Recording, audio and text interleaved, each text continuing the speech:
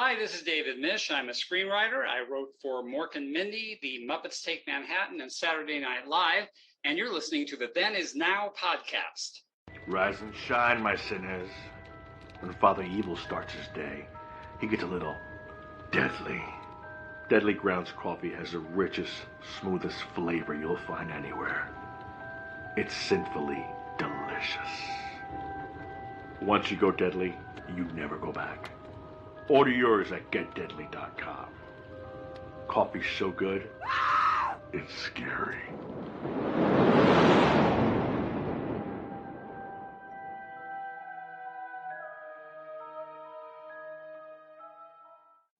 Hi, this is Rigor, host of Then Is Now podcast and The East Meets the West. I just wanted to say thank you to all of our Patreon subscribers. We appreciate your support as we grow the audience for our shows.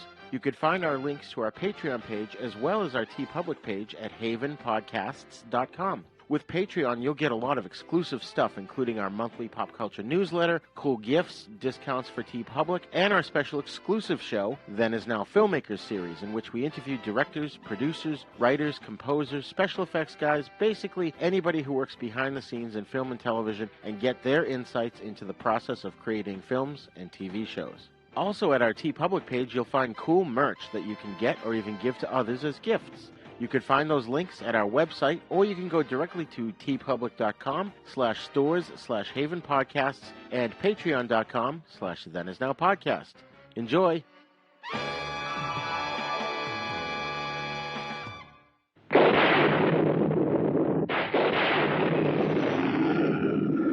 What kind of a sick school is this? Uh-oh, don't go!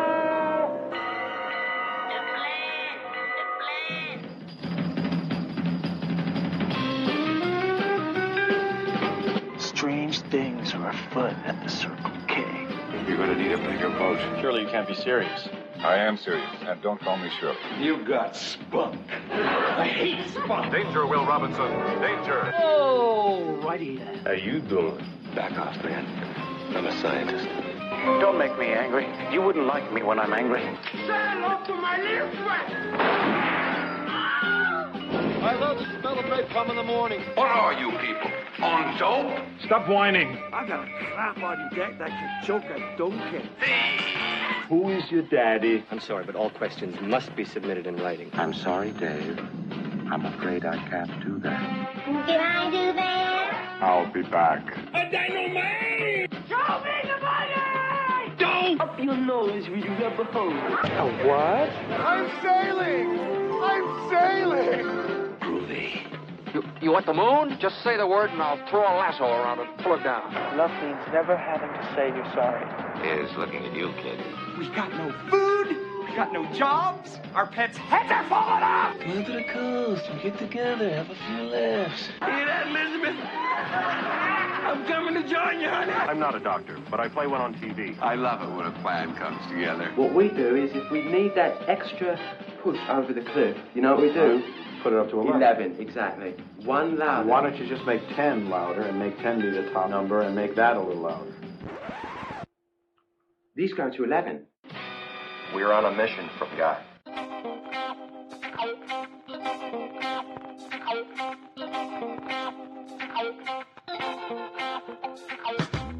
Hello and welcome to Then Is Now podcast, the show in which we discuss pop culture of the past and how it relates today, as well as helping introduce the younger generation to all the cool stuff they missed out on. I am your host, Rigor, and as always, I'm joined by my co-host, Chris Esper. How's it going, Chris? Hey, how's it going? I'm doing well. Hope you're having a happy holiday. Yep, so far so good. Are you all ready for Christmas? Just about. I'm just missing like one or two gifts I have to buy, but otherwise I'm pretty much good to go. It's it's nice because I'm off for 2 weeks from work, which is really exciting. So it's like my first like vacation in like I don't know, maybe about a year since I started the job. Wow, yeah, that's awesome. Well, good for you. Yeah, my wife's on vacation too. She's and she's his teacher, so and she teaches at a Catholic school, so she's been on vacation since like right Friday, I think. That's awesome. I'm mentally ready for it, but because I just recently started back in my full-time job, I had one paycheck, but it was real low because I only had a low amount of hours in that pay period. So I can't do any Christmas shopping till the 23rd. when I get paid again. So I'll be panicking that day, but, I'm looking forward to it. I'm sure, yeah. She's covered a lot of, like my kids and stuff for the most part. So I'm trying to think when this is going to air. I think I mentioned last episode, I got a cool gift at the Rhode Island Comic-Con for my son. I'll say this, it's an autograph because chances are he doesn't listen to the show. It's, why can't I think of the guy's name now? It's the dude who he played the Prophet, the Asian dude who played the Prophet on Supernatural. Oh, okay, yeah. And he's also the new Adam on The Flash. Yep. Damn, his name's not coming to mind right now, but yeah, no, same. But no, that's great though. That's awesome. Kevin Tran is the character he played on Supernatural. Gotcha. Okay. So yeah, I'm looking forward to this holiday, especially because it's my niece's first Christmas. She just turned 1. Oh, nice. So, so it's always really exciting to see, another addition to the family experiencing this, and hopefully, enjoying herself as she gets older. So, awesome. Yeah, that's really, yeah. Oh, and she's got an uncle like you to introduce her to all the cool pop culture stuff that we talk about. That's right. Yeah, I mean, well, if my sister lets me, because she... yeah. That's funny. That's funny. Okay, so we are picking up where we left off in October, and we're continuing our primer on introducing someone to horror movies. Now, for new listeners, I'll explain to you what we're doing here. Basically, you're a horror fan. You probably grew up watching horror movies, and you know just how fun the genre can be. Horror is this genre where the goal is to scare the audience in some capacities. And there's so many subgenres of it that there's something for everyone. There's a whole generation that grew up watching horror movies on TV, in the movies, and at the drive-in theater. And in those days, with a handful of TV channels available and no 24/7 movie stations or streaming services, you had to read the TV guide each week to find out when the horror movies would be on. And you watched what was presented. If you missed it, you missed it, and you had to hope the film you wanted to see would get rerun at some later point. But we got introduced to horror movies on a regular basis, and with zillions of streaming services today that have pretty much every movie made available, the young folk just don't know where to start. So what we're doing here is giving you handy pointers on where to start in order to introduce younger people to horror, or it doesn't even have to be a younger person. It could be just anyone who may kind of have an interest in horror but doesn't know where to go. Now remember, this is just our recommendation. They're not hard and fast rules you must adhere to, but we think this is a great way to start. So class is in session. I have a bad feeling about this. How could I possibly be expected to handle school on a day like this? Food fight! Hey, you in my class? I am today. I think you should consider transferring to shop class. Woo! Now, very few students are severely injured in shop class. Bueller. When you were in school, Bueller. Did you ever cut class? Bueller. Yeah, I guess I did. Sure, most kids cut classes. Good. Sign this. He's sick. I get so lonely when I hear that third attendance bell ring and all my kids are not here. 7 years of college down the drain. Fat, drunk, and stupid is no way to go through life, son. You lack discipline. As long as I'm here, there will be no grades or gold stars or demerits. We're going to have recess all the time. Woo! Go, play, and have fun now. You know, some people have preconceived notions of horror movies, expecting them all to be gory, nasty, or just too scary, so we've devised a method to slowly get someone to appreciate them. Now, the ideal situation is if you start with a young kid. I started my son at a young age, and now my grandson, who's 5, with watching these films, which we've been talking about, the Universal horror films, and they're huge fans now. My son more so because he's 20, but my grandson's really getting into them. And you really can use our method with someone of pretty much any age. Now, on today's show, since we don't want to hit like 3 hours, we're not going to do a super deep dive into the making of these films. There's been a ton of analysis and discussion about the making of these films over the years, and I'll try to post some links in the show notes where people can find interesting information on them. Yes, and what we decided to do is to replicate the way horror movies were shown in the past in the movies and on television. We're starting by covering the classic Universal horror movies. This is the best place to start because these films, by today's standards, are rather tame, but also nonetheless effective and enjoyable. And most of these are black and white. You could easily acclimate a younger person to such films more easily than an older person. But if an older person has any sense of art or appreciation of filmmaking, you could talk them into it. Black and white film was pretty much all they had back then, and if there was color available, it was usually too expensive. Also, black and white makes it easier for filmmakers to play with light and shadows, which helps add atmosphere to really good horror films. We've decided to cover the films in series order instead of release order. So in part 1, we discussed Dracula from 1931 and its subsequent sequels, and we discussed The Mummy from 1932 as well as its own sequels. And our third part covered The Invisible Man from 1933 and its 4 sequels. That's right, and today we are going to discuss the first 3 Frankenstein films. Frankenstein from 1931, Bride of Frankenstein from 1935, and Son of Frankenstein from 1939. Since there's several more sequels and they tie into the Wolfman films as well, this is going to be part 1 of our Frankenstein series. And be warned, we're going to spoil the heck out of these films, so make sure you and your loved ones watch them first before listening to our discussion.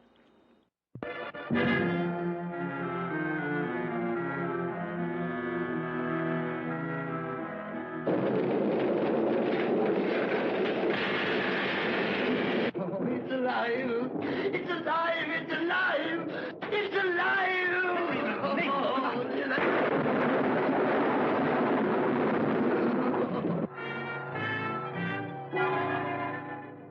When this dead hand moves, the monster created by a man they called Mad is turned loose to strike terror into the hearts of men.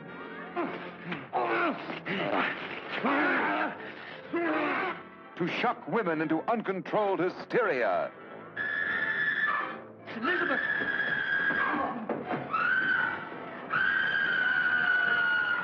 To prey upon the innocence of children. This is the story you've heard about, talked about. The spine-tingling, blood-chilling story that stuns your emotions. Frankenstein. Don't touch that!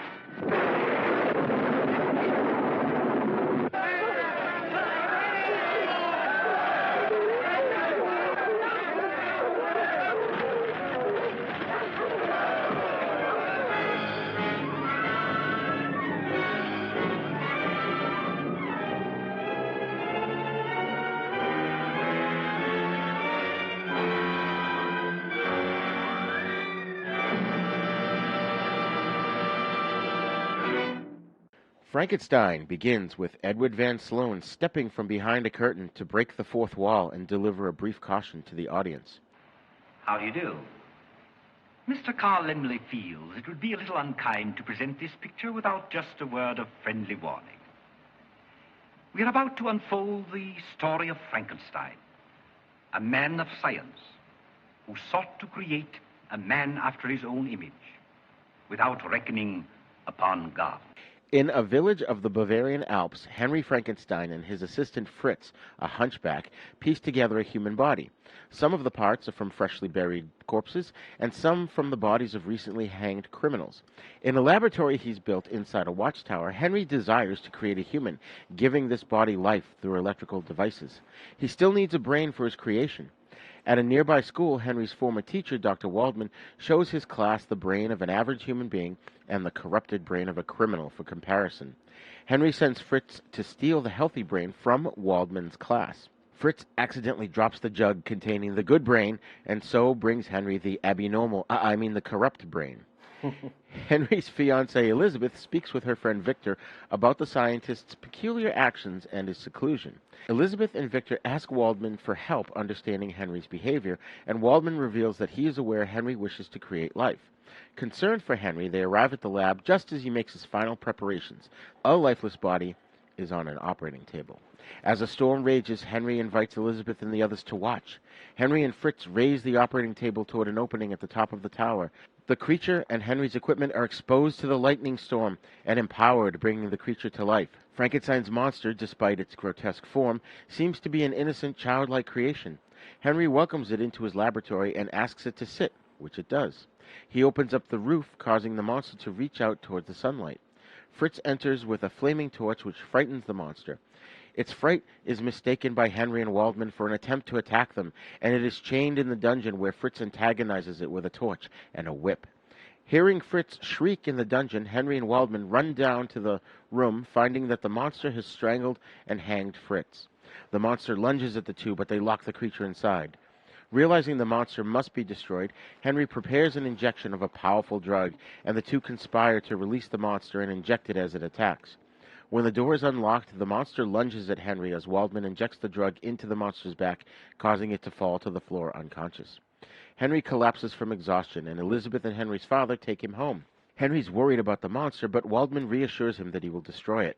While Henry's at home, recovered and preparing for his wedding, Waldman examines the monster. As he prepares to vivisect it, while still alive no less, the monster strangles him. It escapes from the tower and wanders through the landscape, encountering a farmer's young daughter, Maria. She asks him to play a game with her in which they toss flowers into a lake.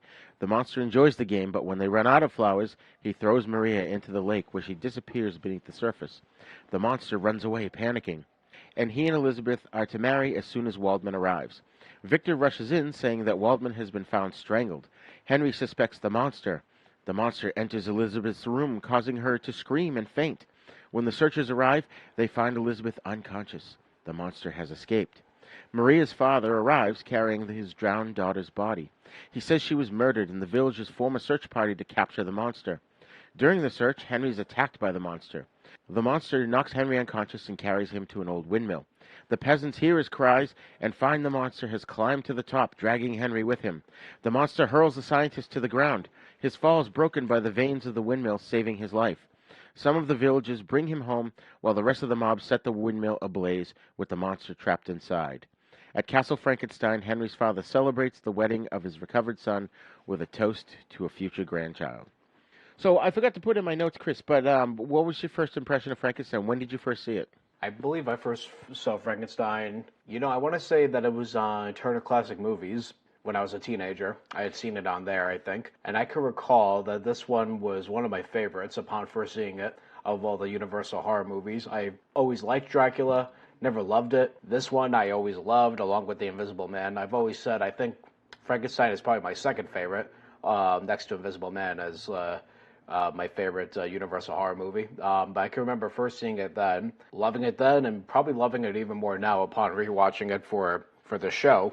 One of the things I loved about it is its themes.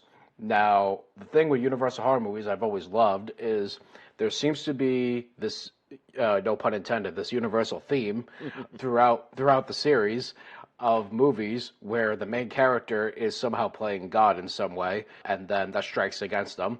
And it makes the horror more interesting, I think, because you have these really tall themes, and the monster is the metaphor, and the background, and the horror is really the background of it all, rather than the horror being in the forefront. So I've always found that very interesting, and that's truly evident in this movie. Oh yeah, absolutely, absolutely. And I wanted to point out too, I think I've mentioned this before on the show, but Gilbert Gottfried on his podcast once said, he said it a couple of times, he feels that with the Universal films, Frankenstein represents birth and, infancy, childhood. Dracula represents, the Wolfman represents, your teenage years, your adolescent years where your body's changing and you can't control your emotions. Dracula sort of represents a man who's grown up, who wants to be suave and debonair, that sort of thing. And then the Mummy represents old age, where, you've kind of reached the end of your life. Totally. Yeah, and I first saw this probably as a kid on one of the creature features on TV. I always loved it. It's one of those ones that I haven't gone back to as much as I should have. And like you said, watching it this time around, you forgot how really awesome this movie is. It's so enjoyable, and it just holds up so well, especially on the DVD version I watched. It's nice, clear picture, and you can really see how well directed it is, with all three films that we're going to talk about today, they're not only well directed, but, the atmosphere is just so engaging. Yep. And, of course, this is directed by James Whale. We talked about him because he directed your favorite, The Invisible Man. He's also directed Bride of Frankenstein, which we'll talk about in a bit, and The Old Dark House, which I think had Gloria Stewart and Boris Karloff in it. He kind of had a tortured life that ended in suicide, but rather than dwell on those negative things, I think we should focus on his two films here, which was crowning achievements. And these have left an indelible impression on our pop culture that's lasted for almost 100 years. Absolutely. And one of his gifts, I think, as a director was his ability to create atmosphere. And the same could be said for also Todd Browning, who, of course, directed the original Dracula. You know, the great thing about these directors, and the same even goes for the director of Son of Frankenstein, which we'll get to later, there's so much atmosphere in all these movies. And I feel like James Whale often created the most striking atmosphere in his lighting and his photography. So, very strong director. I'm kind of surprised he didn't do more of the movies in this series. Yeah, I'm not sure what went on there. You and I were talking off mic, and you had some interesting points about his career. Yeah, he in looking at his filmography, I was amazed to see how little movies he directed versus the director of Son of Frankenstein, Roland V. Lee, rather. His filmography is much more packed, contrast to James Whale, who I would argue is the more known and legendary director of the two. But upon looking at the filmography, I was kind of amazed to see the handful of movies that he did make. It's not that he made little movies; he just didn't make a lot, as I expected. I kind of expected to see more in the filmography. Yeah, and you know, it's really too bad. You know, he his whole life story. And if folks, if you get a chance, there's a film. Now, I actually haven't seen it. I don't know if you have, Chris, but it's called Of Gods and Monsters. Have you seen that? I've heard of that one. That's one I've been meaning to see. For some reason, I always get that movie mixed up with Shadow of a Vampire, the one about F.W. Morrow. Oh, right. Yeah, I always get the two confused. That's the one with Willem Dafoe, who plays Max. William Dafoe. Yeah. But that movie's excellent. I have to see For Gods and Monsters though, because that's one I've been dying to see. Yeah, because it's about James Whale's life story, and Ian McKellen plays him, and I think Brendan Fraser plays his longtime companion in that movie, and it's a classic but tragic tale. Sure, So yeah. I recommend, if the audiences, if you want to know more about James Whale, check that out, and I probably should too. Shame on me for not doing that. Mm-hmm. Shame. Of course, this film is adapted from the 1816 novel by Mary Shelley, as well as the play, which Dracula was also adapted from its novel, and the play, elements of, because both of these had been plays long before they were films. And there's a handful of writers on this, many of whom had a hand also in writing other films like Dracula and the Mummy. We've got Francis Edward Farrago, John L. Balderston, and quite a few others. Then we've got Colin Clive. Well, let's dive into our cast here. We've got Colin Clive, who plays Henry Frankenstein, who is called Victor in the novel. I don't know why they chose to change that. Do you have any idea? No, unfortunately. And I was actually going to ask you, have you read the novel? And if you did you read the novel before or after seeing the movie? I probably saw the movie first. I think I read the novel in my teen years. Gotcha. Yeah, see, I haven't read the novel. That's one novel I've been meaning to read. Yeah. In the book, like in this, he's got Dr. Frankenstein has Fritz, his hunchbacked assistant, and then I think he has another assistant in the next movie. But in the book, he has no assistant, and she's a little vague describing how he brings the monster to life. She just sort of describes it as like just a mishmash of science and chemistry and all this stuff. She doesn't really go into detail because, back then they had even less knowledge of science than we do now. Sure, so I think that was a smart choice on her part to keep it vague. But Colin Clive also played, he was also in Bride of Frankenstein and Mad Love with Peter Lorre. And he was a real tortured soul. He was a raging alcoholic. Oh, wow. Yeah, and he died of tuberculosis at age 37. But you know what? It's his famous line, "It's alive, it's alive," will just last on forever. Everybody knows that line. Without a doubt, yeah. I mean, that's one of those things where you don't have to know what movie it's from. You know exactly what it is. When someone says it's alive, it's alive. Like, they know exactly where that comes from. Right. Yeah. And then, of course, in the cast, we also have Mae Clarke as Elizabeth Lavanza. She was in quite a few things, but I think next to her most famous part was in the serial King of the Rocket Man. Yep, that's right. And then, of course, the great Boris Karloff as the monster. And if you notice in the opening credits, it says the monster with a question mark. Yes. And then at the end, it gives his name, Boris Karloff. There's so much about this guy that's been written. He's so iconic. We talked about him in The Mummy. Up to this point, he had been in 84 films, but was always sort of a character actor or a bit player. And as if I understand it correctly, and folks listening, if I'm wrong, write in and tell us. But I believe that he was just simply eating one day in the studio commissary when James Whale came in and saw him, and realized that he was perfect for the part because he was like 6'4" or something. That's amazing. I had no idea. And because it's the holiday season right now, we'd be remiss if we didn't mention that Boris Karloff is, of course, the voice of everyone's favorite curmudgeon, the Grinch. That's right. Yes, which I actually didn't know that until many years later, and so I always found that a very fascinating thing. Yeah. To know about that. I think his daughter in an interview recently said that that was one of the things he was most proud of that he had done. Is that right? That's Yeah. awesome. That's great. Like many actors, he did that because he wanted to do something that his kids could enjoy too. Mm-hmm. Yeah, no, it makes perfect sense. That's one I go back to watch every year around the holiday season, just because it's a staple. It's like one you have to watch every year. Oh yeah, yeah. And then of course also in the cast there's a slew of different character actors from the time, including Edward Van Sloan as Dr. Wellman. And of course, we saw him as Van Helsing in Dracula. Who can forget that?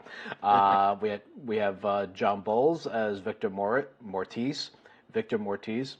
We have Frederick Kerr as Baron Frankenstein.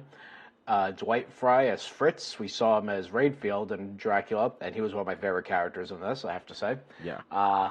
We have Lionel Belmore as Herr Vogel, the Burgermeister. Marilyn Harris as Little Maria, probably my favorite scene in the entire picture. And then we have Michael Mark as Ludwig, who was Maria's father. Yeah, yeah. Oh man, and yeah. So this was your second favorite Universal movie, right? You said. Yeah. I love the atmosphere of it. I love the. What I love about this one, I think, as opposed to some of the other ones, is the fact that this is a non-human character. I mean, Dracula was also, you could argue, was not a human either, but he looked like a human being. Frankenstein's monster, that's a whole other debate. Frankenstein's monster, you have a creature who's half human, half monster, and I always found that very, I guess something beautifully tragic about it, if that makes sense. Yeah. Yeah. Well, he's like this child, Henry Frankenstein brings him into this world and almost immediately rejects and abandons him. Yeah. And I just think that's a great subtext, a great theme in the film, That is a great sub. Now that you say that, yeah, it's much like Dr. Frankenstein had adopted this child and abandoned this child upon birth, or even just a parent that gives birth and then abandons them. I mean, there's something tragically sad about that. Right. Yeah. Right. And we'll get into that in a little bit because I had some thoughts about that. But I liked the opening with Edward Van Sloan. I liked how it looked like a stage play, because I think directors like Whale, keep in mind, folks, this is still at the, infancy of film. We just came out of silent films into the 1930s. And I think directors were used to directing stage plays. So a lot of movies from this era, you'll see, they look like stage plays. They still kind of framed that way. And this whole, even though this movie he does take it in a different direction and makes it very, like the camera is almost a character in the first couple of movies here. Yeah. He makes it start off seeming like a stage play. Especially if you're in the audience at a movie theater and you're used to going to plays all the time, and then you see this, and then it gets into this horrific tale, and the camera work starts to change, and I just think that's a brilliant way to start the movie.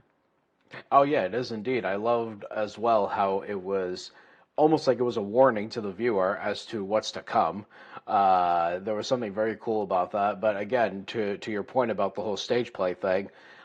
What's interesting is this movie was released in 1931, same year as Dracula and a couple other Universal horror movies. And the thing was too, all those movies seem to have that. And then this is also in, again, we're in the era, we're 2 years before movies like King Kong, and we are 8 years away from The Wizard of Oz, which to me are two movies that really kind of shaped the language of what cinema would become, the blockbuster, as it were.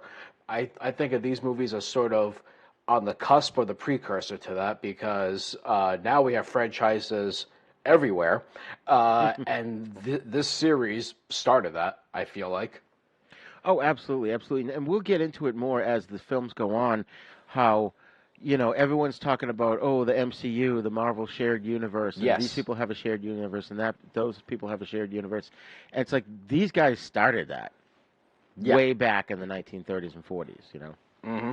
So one of the things, too, that, as I said earlier, I made the mistake of calling the monster Frankenstein, because I think that's a big misconception, and that's a misconception that I had, too, before I really got into films. I used to call the monster just merely Frankenstein, but then someone corrected me one day and said, "Oh, I think you mean Frankenstein's monster." And I go, what? And they said, the name of the doctor is Frankenstein. I'm like, oh, okay, interesting. So then from then on, I remembered to call, to differentiate that, because I think that's still a misconception that goes on today. Yeah, and it's funny, and they actually kind of address that in the next movie that we'll talk about, but I got a funny story for you. So I'm watching this last night with my wife. I made her sit down and watch all 3 films with me, and I guess at the end of this movie, she asked me a question. I can't remember what the question was, but it was basically like, I think we had started watching Bride, and she was like asking me if he's the monster's bride, or if she's the monster's bride or something, and I said, well, Frankenstein's the name of the doctor. She goes, what? I'm like, yeah, it's the name of the doctor. The monster is Frankenstein's monster. She had no idea. No, and it's funny, and we'll get into it a little bit later as well when we get into Bride, but in my notes for that movie, I actually wrote down, shouldn't this be called Bride of the Monster? Or Bride of Frankenstein's Monster? Right. But then I remembered that the infamous director Ed Wood had made Bride of the Monster in 1956. That's right. Yeah. Oh, man. So, of course, we can't not talk about this movie without mentioning, or we can't talk about this movie without not mentioning the makeup artist Jack Pierce, who was responsible for, the monster's distinctive look. He went on to do the costumes for several other famous Universal pictures, including, like we talked about already, The Mummy and The Wolfman, which we will talk about in a future episode. And he inspired some of the great talents that were to come in makeup, including the amazing Rick Baker and of course Dick Smith, among many of them. I think Rick Baker had talked about a story that he would check out books in the library with I think there was a book by Jack Pierce about makeup, and he would study this book cover to cover. There were photos of documentation of Jack Pierce doing the makeup and putting the appliances on. I mean, this was like something new at the time. Yeah, and I didn't get a chance to put it in the notes here, but I remember some things about the makeup. I think the reason they went with the flat top for Frankenstein's head, it's sort of iconic now. Like every time someone tries to do a Frankenstein, they can't make him look like the Boris Karloff Frankenstein because Universal sort of holds the copyright on that image. Right. But it had something to do with, he sort of inferred that, well, if this guy is, opening this head up and putting a brain in, having the top of it be flat makes much more sense because it's easier for him to access it. Interesting. Yeah, and I do know that Karloff at one point decided he had a bridge work in his teeth, and he pulled that out, I think, for all 3 movies, so it gave his cheek that sunk-in look. Wow. And they definitely, I meant to look it up, and of course I didn't have time, but he's got something inside his upper eyelids to give it that weird look, and I can't imagine how painful that was. Oh, yeah. I mean, you talk about, Lon Chaney putting hooks in his mouth as well to do, some of his early pictures in the, I believe it was, the late teens into the early 20s, that he would do things like that. He had a little makeup kit where he would do that. Yeah. You think about going from that to something like this, the process of makeup in general, I mean, that's a very labor intensive process, and many actors, they complain about it. Oh yeah. I mean, I think that was London After Midnight was the one where he put the hooks and gave him that smile. That's right. Yep. It's kind of a lost film, but then he also did something in Phantom of the Opera. I forget exactly what he did, but he did something to push his nose back to give it that skeletal. That's right. Look. Yep. So yeah, I mean, people talk about suffering for your art. These guys got to get some credit for really. I mean, I believe it was like Karloff was in the chair, at least in the first film, for 9 hours to get the makeup on. Can you imagine sitting there for 9 hours to get makeup on, and then you got to go to work? Yeah. Yeah, that's wow. That's impressive. Yeah. I certainly wouldn't do it. Yeah, no. Did you notice too, by the way, getting off the topic of makeup, but when the movie opens and it has the title card sequence, there's this monster in the background, but it doesn't look anything like the Frankenstein monster. Oh, I have to look at that again. That's funny. I didn't notice that. Yeah, it's this weird demonic-looking creature with claws coming out of its fingers. Interesting. Well, and the credits were interesting too. I mean, as we talked about, I love how Boris Karloff is not credited at first. It's just a question mark. Yeah. For the actor's name, and of course we talked about James Whale. You know, I noticed his name in there. Yeah, no, I mean, and then looking at the cast, a lot of recognizable names, like we talked about. Yeah, absolutely.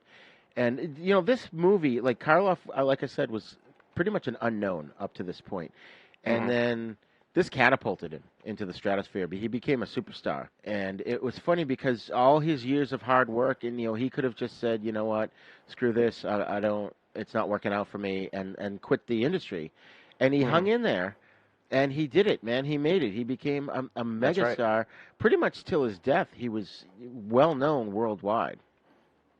Oh yeah, for sure. I feel like when people hear his name, they think of this movie, and rightfully so. Yeah. And his daughter, Sarah, said recently, I think in the same interview I heard, that he never brought his work home with her, so she really didn't know that her father was such a huge star early on. She knew he made movies, and I think eventually she would go to the set with him and stuff, but he never talked about it when he was at home. So she had no idea, and I think it was at one point she was on an elevator with him, and someone in the elevator recognized him and was talking about how they were a huge fan and stuff. And she said people were more respectful back then. They really wouldn't interrupt you or run up to you and demand an autograph or a picture or whatever, that sort of thing.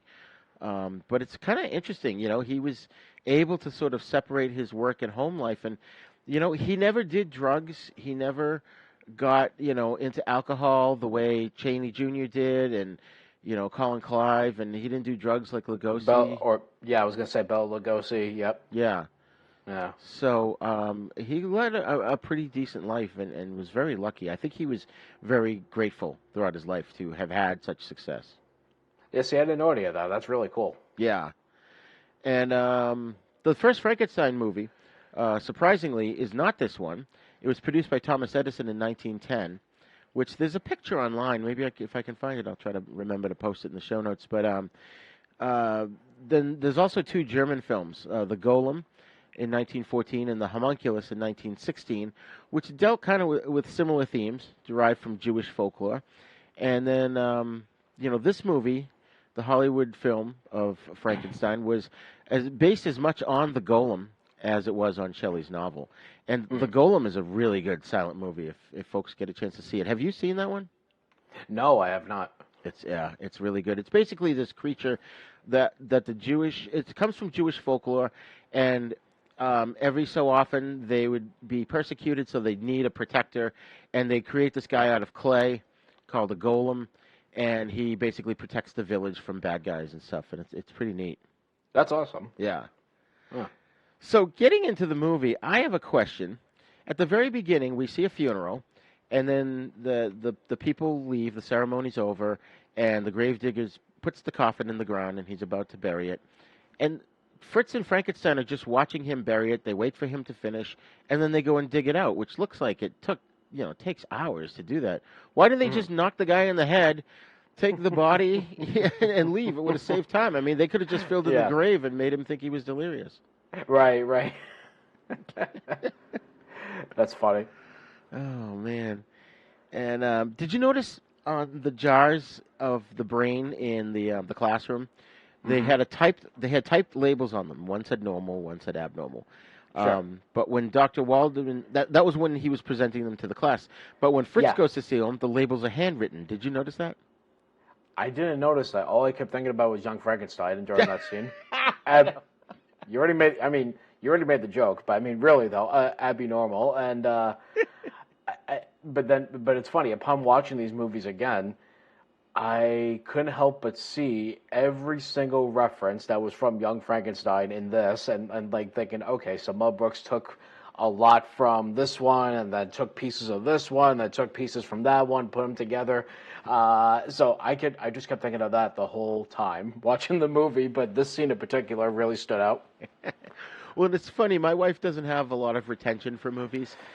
She'll watch them and then forget them by the next day. Yeah. But I told her pretty soon we're going to have to watch Young Frankenstein because, well, it's fresh in her mind just because she'll get all those jokes now. Right. You know? Yep.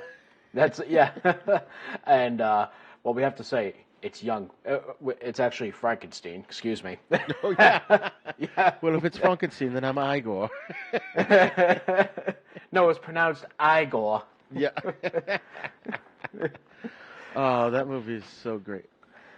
And, you know, one thing, too, was that in Young Frankenstein, Mel Brooks, I forget who it was that he spoke to, but he basically encountered this dude that had all of the lab stuff, or at least most of it, from this movie in a storage unit somewhere.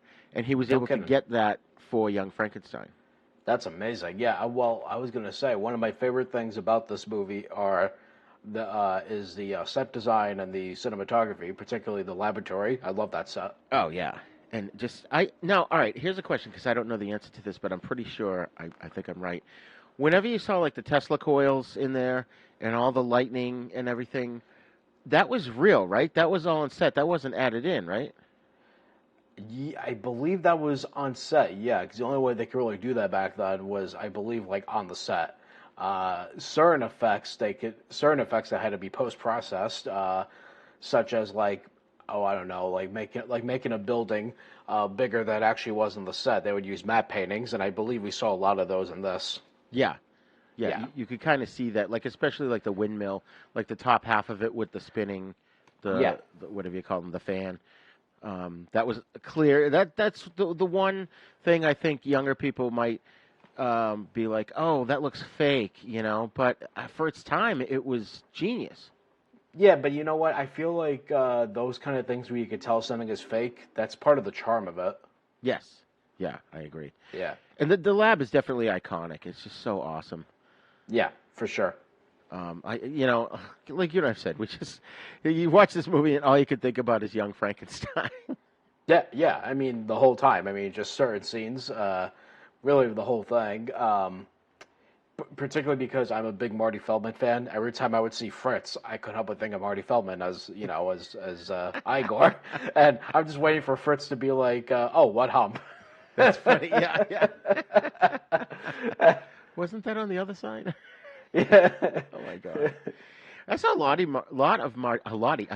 of Marty Feldman movies in the theater. My parents took me to see him. There was he was in the movie called The Last Remake of Beau Jest. Yes. And there was another one. It's not Holy Moses, because that was Dudley Moore. Oh, I know. Yeah, In God We Trust. In God We Trust. Yes. Yeah. I saw that. Those two pictures he actually directed, and Kino what's the name of the company? Kino Lorber. Yeah. Thank you. They just released Blu-rays of those two movies with commentaries, with transferred from the original film prints. I mean, and those two movies have never been on video other than maybe VHS. So wow. It was great so it was great to see them get this treatment, because I think In God We Trust, for example, is, not to get off topic here, but I think that movie is a comic masterpiece. Yeah. Oh, jeez, it's been so long since I've seen them. I'm gonna have to get those now. I mean, you got him, you got Andy Kaufman as like a televangelist that kind of looks like Donald Trump. Yeah. Yeah, and Louise Lasser. Yeah, anyway. That's funny. Well, I know Marty Feldman's not even in this movie, but I did want to mention also that yes. He was also in one movie that I used to love with Gene Wilder called Sherlock Holmes' Smarter Brother. Yes, that's right. Yep. Oh my God. And that's thanks to Mel Brooks. Mel Brooks inspired him to direct because of the experience of having written Young Frankenstein. Oh wow! Oh, that's cool. Yeah, and even the same cinematographer, Gerald Hirschfeld. Interesting. Yeah, so yeah, that's a good movie too. You know what's weird? I was still off on a tangent here, folks. I apologize, but you know how Marty Feldman had that? I don't know what it is, but that condition that made his eyes bulge out. Yeah, it was Graves' disease. What is it? Graves' disease. Oh, it's like okay. It's a thyroid condition. Yeah. Oh, I didn't know that. Okay, that explains it. Because I had a teacher. I went to Catholic high school, and he was a priest, and he had that. He had the exact Marty Feldman eyes. Yeah. So it was kind of awkward kind of talking to him up close, but he was a super nice guy. In fact, I think he was one of the best teachers I ever had. That's so cool. But anyways, getting back to this movie, there are a few scenes that were cut when it was originally released, and then I don't know where along the way they got added back in. I'm going to say it was probably in the 70s or 80s. And one of them was the scene where after Dr. Frankenstein does the iconic, "It's alive, it's alive," he also says, "Now I know what it's like to be God." And the censors didn't like that. They made them cut that out. Now, see, I didn't know that because, again, it goes back to what I was saying earlier about the theme of these movies, particularly this one, with a character playing God and the horror element being a background thing. I didn't know that was a cut scene. Yeah. Yeah, it was like, I think it was considered blasphemous that even a movie character could consider himself God, Interesting. Yeah. Interesting. And then the other scene that got cut is the little girl getting tossed into the water. If I remember this correctly, you didn't actually see him. You saw him looking, and there were no more flowers. And then I think they cut to a quick shot of like him, her splashing in the water, but his back facing us, so you can't really see her. And then that was it. Oh, I didn't know that. Yeah. So the scene itself wasn't cut. It was just the shots of her being tossed into the water. Is that what it was? Yes. Yeah. Okay, interesting. Well, because this scene was actually my favorite scene in the entire movie, still is, because I think it's just such a beautiful moment, and there's something very tender and sweet about it, but yet, again, kind of tragic as well. He's looking for some form of companionship, which is explored more in the sequel, but this was a great moment. And do you remember the Incredible Hulk pilot? Yes. Oh, yeah, vividly. Yeah, there's a scene where the Incredible Hulk has a very similar encounter in the woods with a little girl, and she somehow ends up in the water, and the Incredible Hulk is trying to save her. The father comes out with a shotgun, ready to shoot the creature, and of course that was a nod to Frankenstein. Yeah. And the creator of the show, Kenneth Johnson, he has in all his work, he's always taken literature references in all his work, and The Incredible Hulk included. And he didn't want to do The Incredible Hulk at first because he thought it was just a silly comic. But then, when he read the script, he wrote the script. But when he thought more about it, he was reading a novel of Les Miserables, and then and thought, oh well, I could take something as ludicrous as The Incredible Hulk, this comic character, give it shades of Les Miserables, of a character on the run, with shades of Dr. Jekyll and Mr. Hyde and this sort of Frankensteinian kind of creature. I just thought that was always really cool to be able to do that. That's awesome. I never knew that. Although I did, that scene did remind me of Frankenstein. But that's so cool. I didn't know that about Kenneth Johnson. Oh, yeah, no, in all his work, same with V and Alien Nation and pretty much everything he's done. He's always taken something out of literature because he had a training in the theater and that sort of thing. So he's always taken from that, the sci-fi stuff that he at first was not interested in doing, but was able to put his own spin on it. And I think that's part of why he had such a successful career as a science fiction director, filmmaker, and writer. That's amazing. Yeah. You gave me an idea, too. I think down the road we should do an episode or two about the Incredible Hulk series. Maybe we'll find someone who's either involved in the series or very knowledgeable about it. Oh, it's a great show. Yeah. And it's funny that you brought it up because I was just thinking recently about that opening sequence in the first episode. I mean, the very, very opening sequence of the pilot episode sets the tone for the whole series. Yes. And it just brings you to tears. It does, yeah. And and again, it's funny that Universal had distributed that series because there are certainly very many shades of that of the classic Universal horror movies within that show. Right. Particularly in that pilot episode. Actually, a good friend of mine from Jersey, he just for fun, he put the show on one day, and he turned his TV to black and white to watch the show in black and white, and was like, "Wow, this plays so much better because it looks like a Universal horror movie." I'm like, "Wow, that's actually a kind of a cool idea to do that." That's awesome. Yeah. That's so cool. I think Universal still owns the rights to the character of the Hulk, which is why we haven't seen a Hulk movie in quite some time. Sure. Even though he's been in the Avengers and stuff, they're having rights issues with that. But anyways, getting back to Frankenstein, I had a funny story. My grandfather, when I was younger, told me that when he was a kid, he saw this when it first came out. And back then, kids just went to the movies by themselves. The parents probably dropped them off or whatever. And he's watching it, and the very first scene where Frankenstein appears, he jumped, and he grabs the arm of this random lady that's sitting next to him, and she just leans over, and she's like, "It's okay, honey, it's okay." That's awesome. Yeah. So when Fritz starts... All right, so this is a scene. So now the monsters come out. He's alive. He's walking around. When Fritz comes in with a friggin' torch and starts putting the fire in the monster's face, and I'm yelling at the TV now. This is last night. I'm going, "Get that away from him." Yeah. He totally provoked him. They all provoked him. And then they're treating him like he's bad. Yeah, and then Fritz comes back in only to whip him with starts whipping him. I'm like, "Well, hey buddy, you got what you deserved." Right. Right. Oh my God, exactly. Yeah. But it was interesting too. Another sort of sub-thread throughout this was how Henry's obsession with trying to bring a creature to life was pretty much driving him insane. Yeah. Well, and again, too, I mean, James Whale did sort of the same thing with the main character of The Invisible Man. The main character in that, he was also obsessed with, trying to get this experiment right. There seems to be a theme of obsession throughout these series of movies. Yeah. Yep. And like with that, the invisibility, the power that you have. Yep, the power. You can be invisible drove him insane. Mm-hmm. Totally.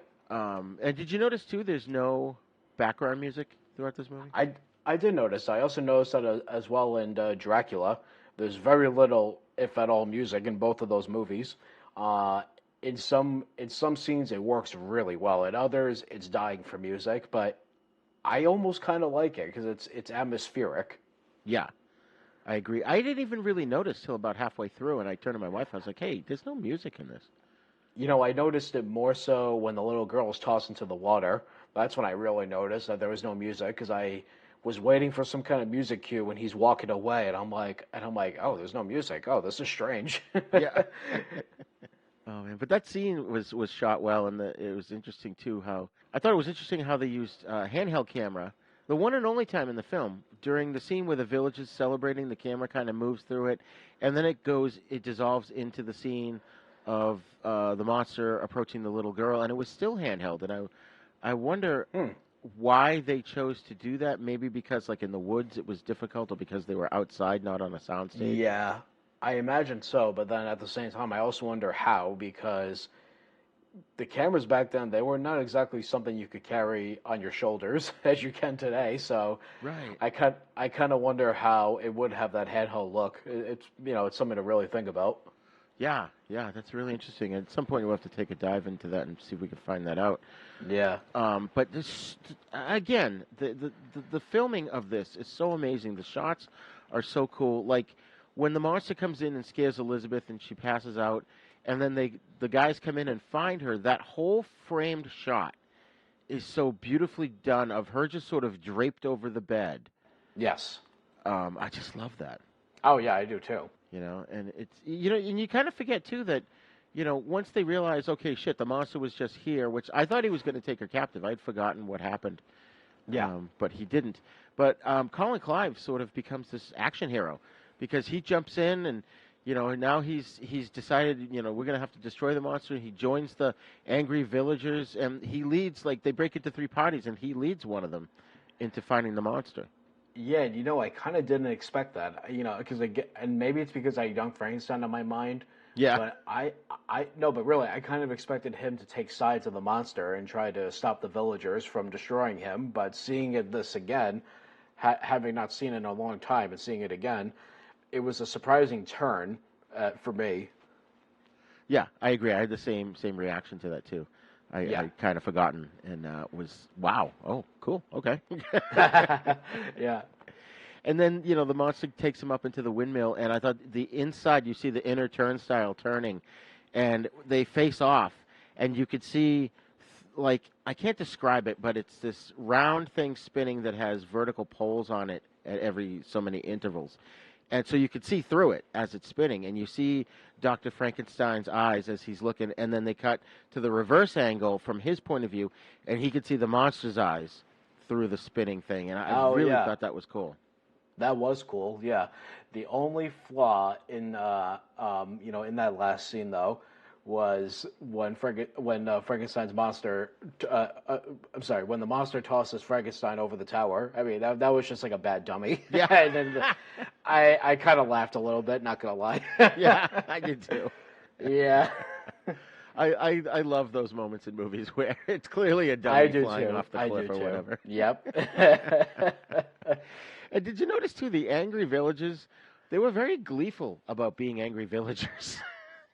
They really were, yeah. And once again, another Universal horror movie where it ends in a large fire. I feel like all these movies end in a large fire. Yeah. It's like whatever building they're in has to be destroyed by the end. That's right. I know. But did you notice too how this is one of the few of these movies that had very little special effects other than the makeup and maybe like the ending and then Frankenstein's monster actually coming to life? Like to me, this was more of a character study and story driven than it was effects driven. Yeah, I hadn't actually thought about that, but you're absolutely right. With the exception of like the matte shot of the windmill. And sure. Maybe, yeah. Oh, you know what too? When they were hunting him, I noticed in the background the sky looked really cool, but you could kind of see ripples. Like it was I don't think it was a matte painting so much as they may have painted a curtain and hung it in the back. So you could almost see, not folds, but kind of the bends in the curtain. Yeah, that's true, yeah. But beyond that, there really weren't a whole heck of a lot of effects. Like we said, we don't really know about the lightning or the Tesla coils. I'm pretty sure that was all on set. Oh, yeah, no, I think it was. So, Chris, final thoughts on Frankenstein? I mean, it's, again, my second favorite of this whole series. I love the themes of it. I love the cast. I love the photography. I feel like it's the movie that people think of when they hear the term Universal horror movie, because along with Dracula, and I think it's because of that strong image and that look of the monster. It's like when you hear the term Universal horror movie, either Frankenstein or Dracula, they always come to mind. At least for me, they always do. So, yeah, I think it's a masterpiece. Yeah. I agree. I mean, what can I say about this movie that hasn't been said before? This movie is one that's really been analyzed to death. Like I said, there's tons of information on the internet if you want to go in and look at how things were made in this. It's definitely a classic, and I feel it's a must-see.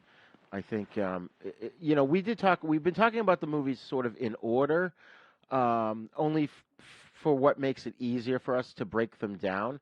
But I think if you're going to watch Universal, start with Universal films, you might want to start with this one and The Invisible Man, and then go from there. It just looks good on so many levels. It's so amazing, and we talked about the fact that there was no music in this, and you barely notice. You couldn't get away with that today, No. No. But no, I agree. I think starting with this movie, along with Invisible Man and also Dracula, I feel like those three are very you could even argue the Wolfman, I suppose. I feel like those four are like if you're going to start Universal horror movies, you can start with one of those four, and you don't even necessarily have to watch them in order. That's true. Yeah. Because at that point, there's no continuity. They're just exactly origin stories. But and I was trying to do the math. It's 90 years. This movie's 90 years old this year. Isn't that crazy? Yeah. It's incredible. And it's still popular. When you say Frankenstein to someone that maybe never even saw the movie, the image of Boris Karloff is what they think of. Yep, they think of Boris Karloff, and they think of it's alive, and they think of a lot of things. Yeah. But yeah, certainly the image of Boris Karloff is certainly up there. So, folks, I suggest you gather the family and watch this classic. You know, even my wife commented that she thought parts were scary, and she doesn't get scared in movies. She's like, "Oh my God, that's freaky," especially like him throwing the girl into the water and a couple of other scenes. She was like surprised at how effective they were. So. All right, folks. So we are going to take a break here, and when we come back, we are going to discuss Bride of Frankenstein from 1935. Prepare for a spine-tingling, nerve-shattering podcast featuring all your favorite monsters. You won't believe your ears when you listen to Monster Kid Radio. Hear your host, Derek M. Cook, and his ever-rotating stable of guests discuss your favorite classic and sometimes not-so-classic monster movies. Subscribe to Monster Kid Radio through iTunes or Stitcher, or visit monsterkidradio.net before the next weekly episode of Monster Kid Radio. Go through the archives for interviews with Sarah Karloff, Victoria Price, and Joel Hodgson. Listen to discussions about movies like Creature from the Black Lagoon, Island of Terror, and King Kong. And don't forget convention coverage from Monster Bash and the H.P. Lovecraft Film Festival. Classic monsters, modern talk, and the head of Rondo Hatton, only on Monster Kid Radio.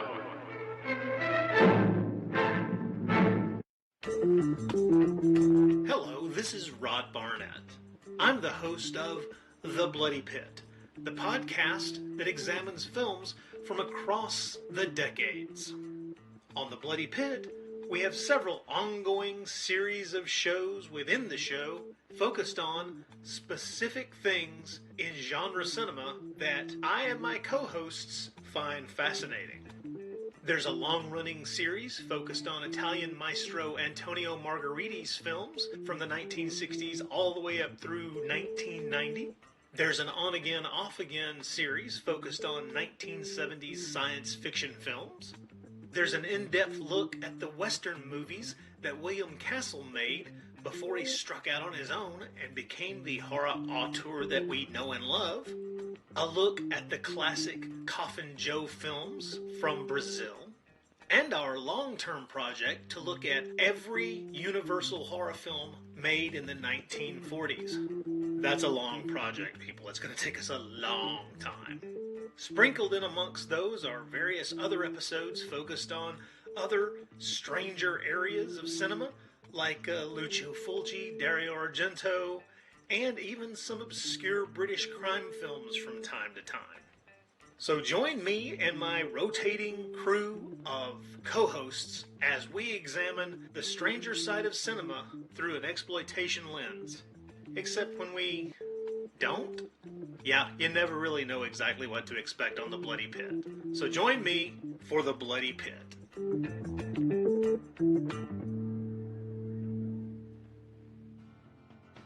Are you a lifelong fan of General Hospital? Are you a new fan who wants to know more about the history of the show? Do you enjoy talking about the show with others? Do you find yourself yelling at the TV? Is your self-care an hour a day in Port Charles? If so, we invite you to join hosts Amanda Kimmel and Shannon Coach at the place where all the hidden conversations take place and secrets are revealed. Meet us at Pier 54, a General Hospital fan podcast.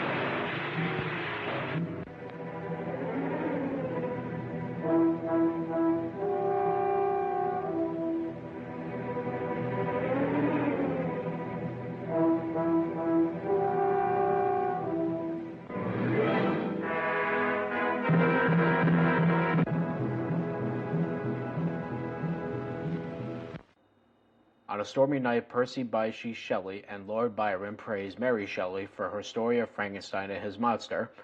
She reminds them that her intention for writing the novel was to impart a moral lesson, the consequences of a mortal man who tries to play God.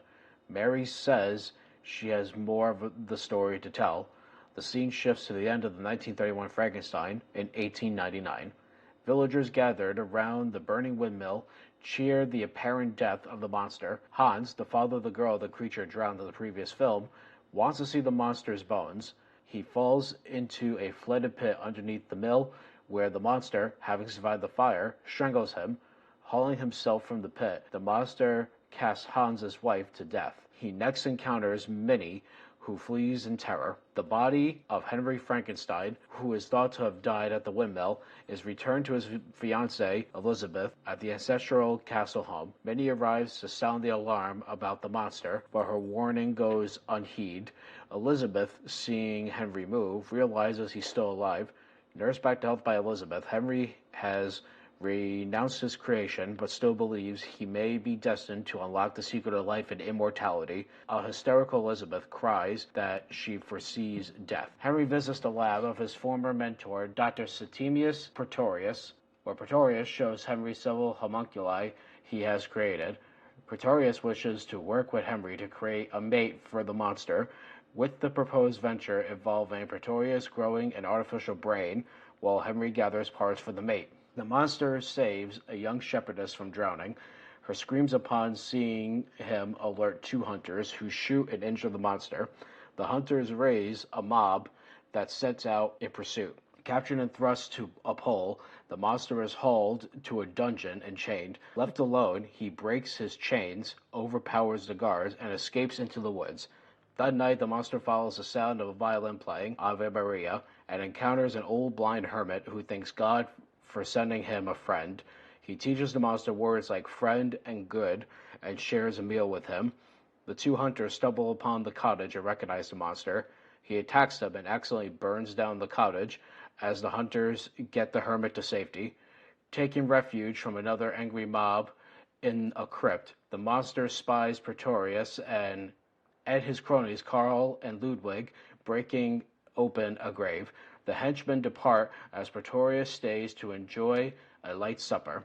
The monster approaches Pretorius and learns that Pretorius plans to create a mate for him. Henry and Elizabeth, now married, are visited by Pretorius. When Henry expresses his refusal to assist with Pretorius's plans, Pretorius calls in the monster, who demands Henry's help. Henry again refuses, and Pretorius orders the monster out, secretly signaling him to kidnap Elizabeth. Pretorius guarantees her safety return upon Henry's participation. Henry returns to his tower laboratory, where, despite himself, he grows excited over his work. After being reassured of Elizabeth's safety, Henry completes the bride's body. A storm rages as final preparations are made to bring the bride to life. Her bandage-wrapped body is raised through the roof, where electricity is harnessed from lightning to animate her. Henry and Pretorius lower her, and after realizing their success in bringing her to life, remove her bandages and help her stand. The monster comes down the steps after killing Carl on the rooftop and sees his mate. The excited monster reaches out and asks her, "Friend?" The bride, screaming, rejects him. The dejected monster absorbs. "She hate me, like others." As Elizabeth races to Henry's side, the monster rampages through the laboratory.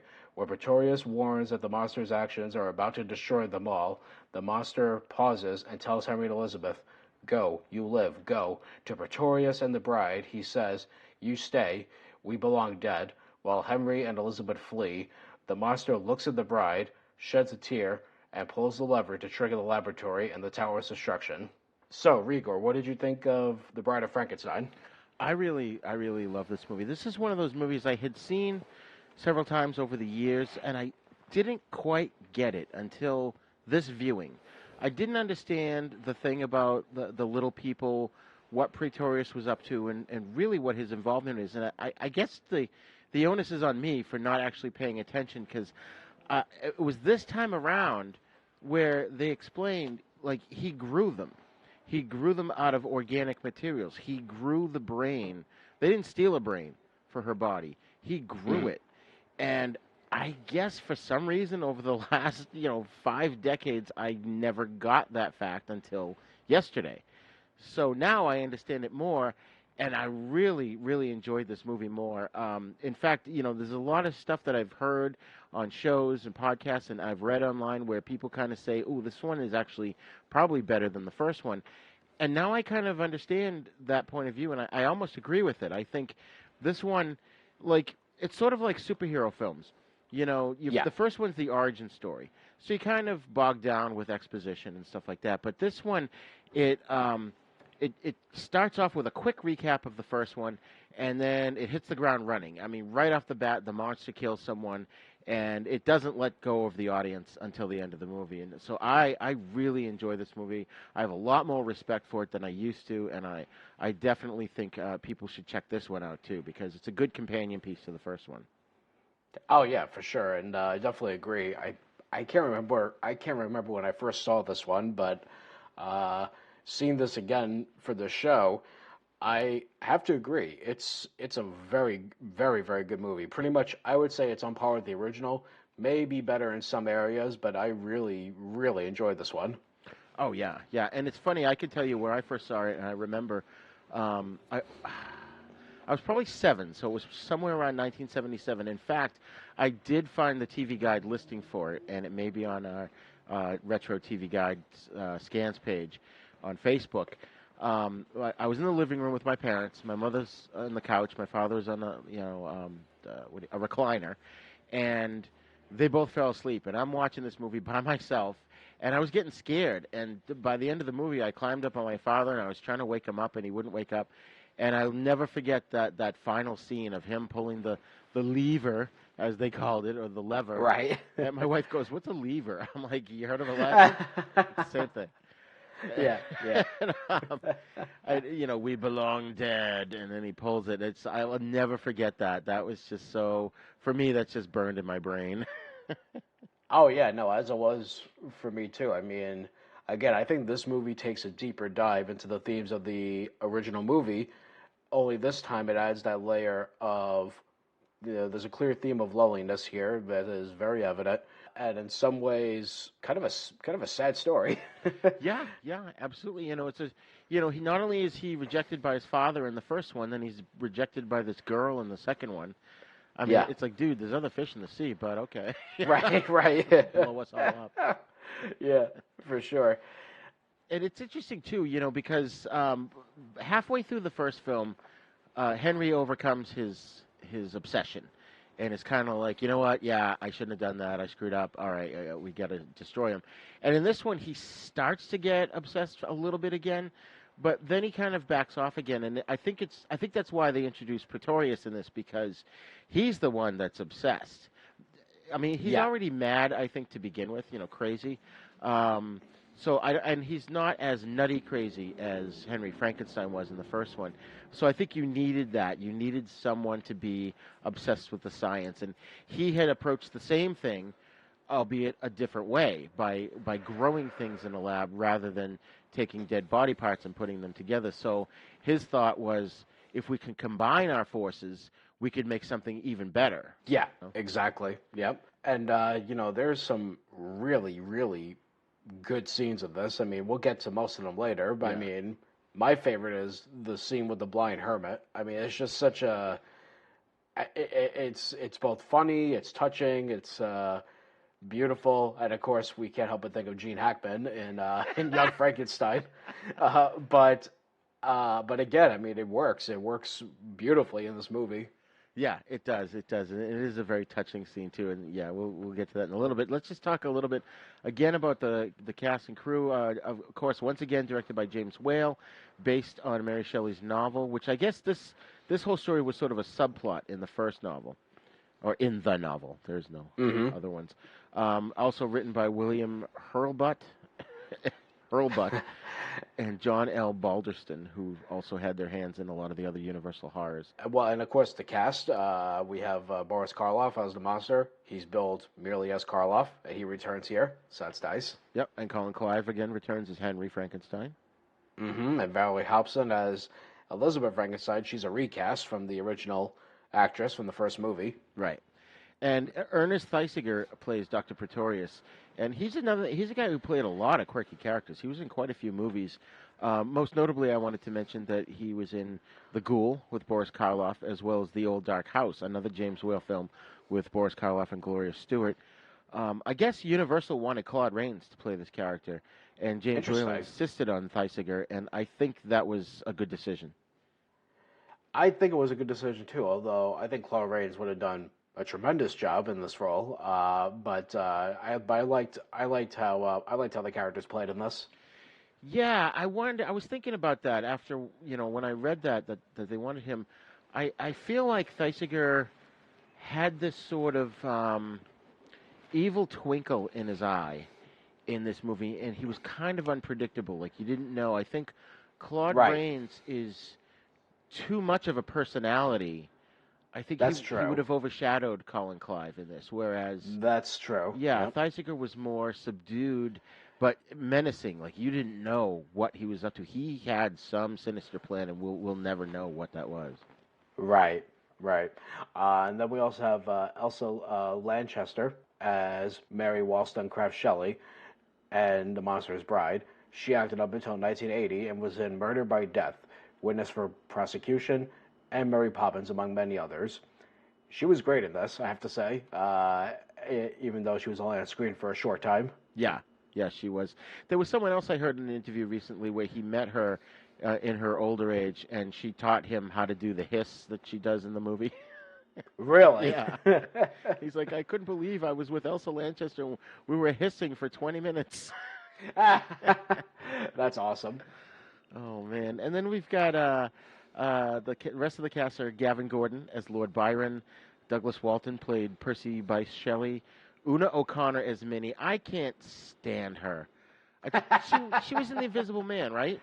Doing that screaming. Was she? I believe she was. I have to go back to my... I'm pretty sure she Wait a minute. Wasn't she like the landlord in The Invisible Man? I think so, yeah. Yeah, that's who she was. Oh, yep. It's a bunch of trousers running around on its own. That's the one. Yeah. That's the one, yeah. She was funny at that. But... yeah. She was annoying in this one. Oh, my God. Yeah. It's no wonder nobody believed her. Yeah. Just to round out the cast, we also had E.E. Clive as the Burgermeister. Meisterburger. That's all I could think of. Lucien Privel was Frankenstein's butler, who I liked his character. I felt bad when he got killed. Yeah. O.P. Heggie as the Hermit. Dwight Fry reappeared as Carl, one of Pretorius' henchmen. Ted Billings was also Ludwig, his other henchman. Reginald Barlow played Hans. He was the father of the girl, Maria. And I think he reprised his role from the first one, right? Oh, wait. No, I'm confusing. No, wait. No, that's not. I'm not confusing. No, you're right. Yeah. And then Mary Gordon came back as his wife. Anne Darling played the shepherdess. Anne Darling, come in here. J. Gunnis Davis was Uncle Glutz. Oh, and a couple uncredited roles. Now, I'm going to mention this first one. Walter Brennan, he played a peasant. He was uncredited. He's famous for, you may or may not know him, he was on a show called The Real McCoys. And well-known actor. I know people that have talked about him, far outside of this movie, because this was just a bit part. But he had a long career. And did you recognize John Carradine when he came into the Hermit's house? No, actually. Now I have to look again. Yeah, the two hunters, I think they're lost or something, and they show up, and they're asking for directions, and then see the monster, and he's the first one that speaks, and as soon as he spoke, I went, wait a minute, that's John Carradine, and then he walked in, and they did a close-up of his face, and he was so young here. Wow. Yeah, I'll have to look again. That's interesting. We saw him previously as Dracula in...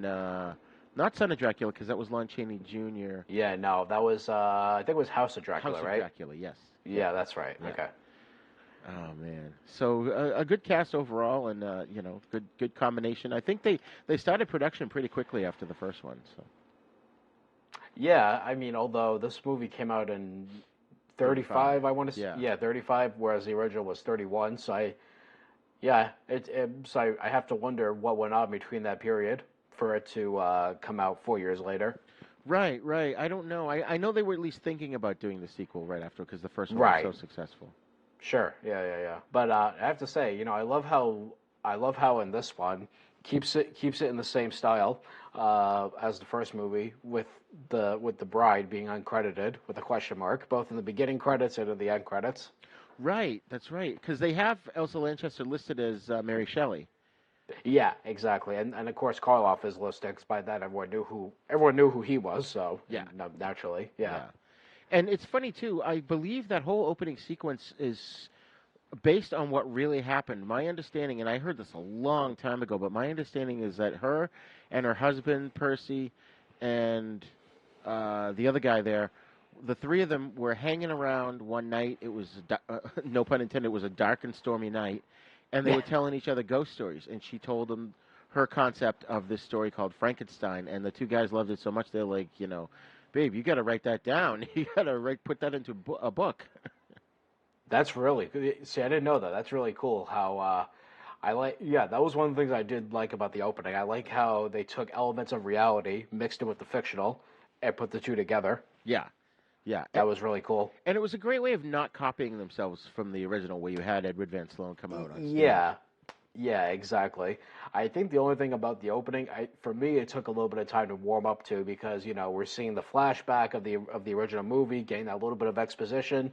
But once it gets past that, it picks up really quickly. It gets good really, really quickly. Yeah.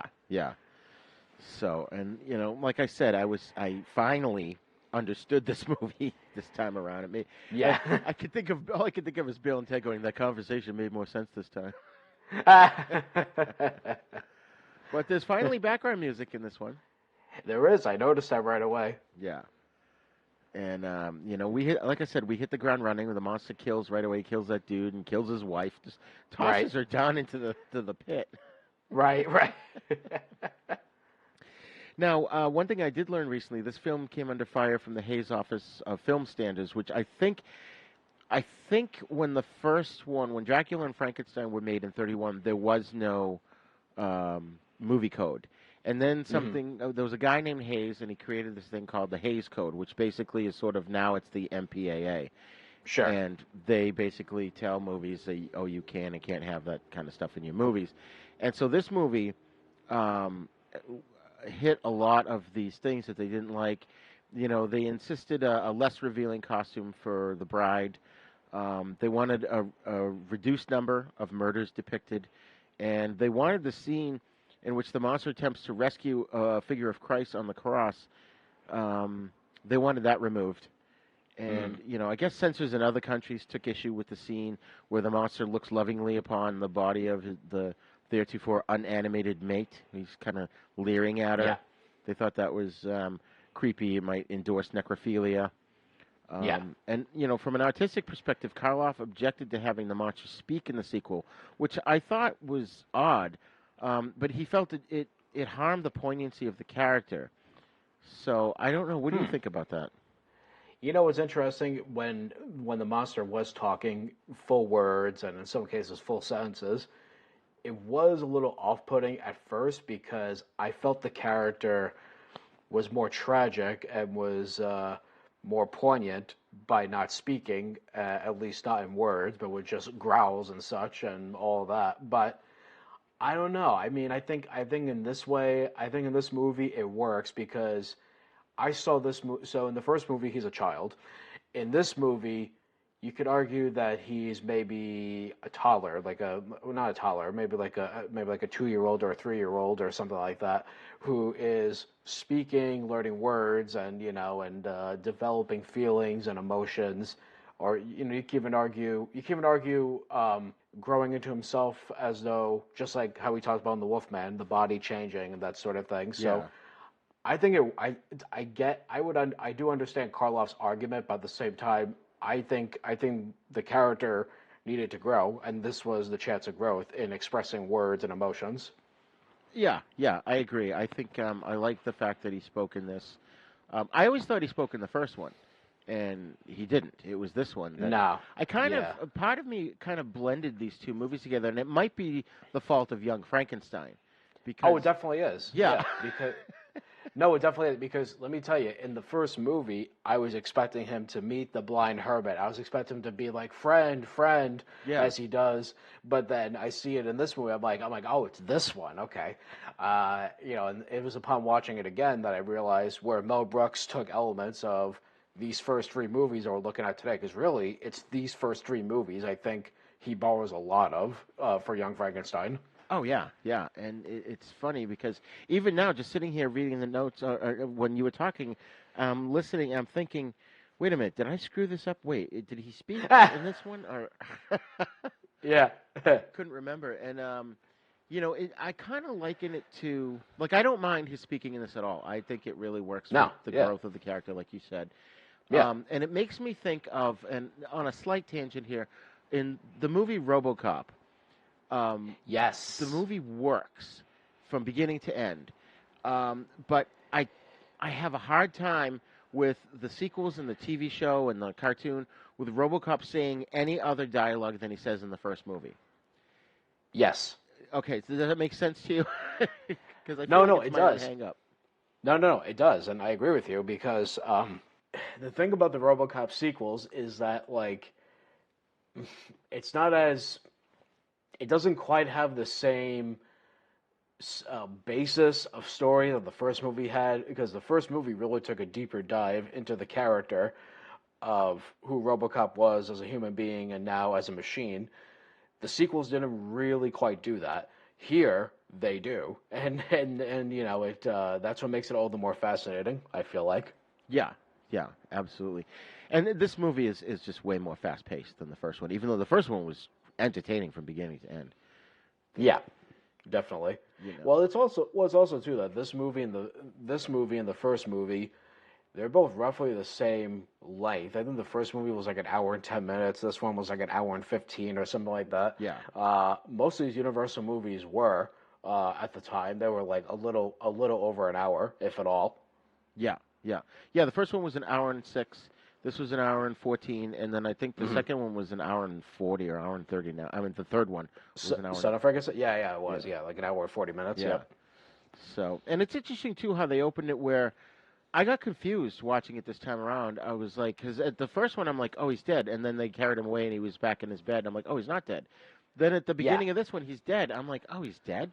I'm like, wait a minute. What? Are they contradicting the first one? But then they sort of did a time shift, and they showed us a scene that basically takes place during the last scene of the first movie, or just before the last scene of the first movie that we didn't actually see, of them pulling him out of the windmill, bringing him home, realizing he's dead because nobody bothered to check a pulse, I guess.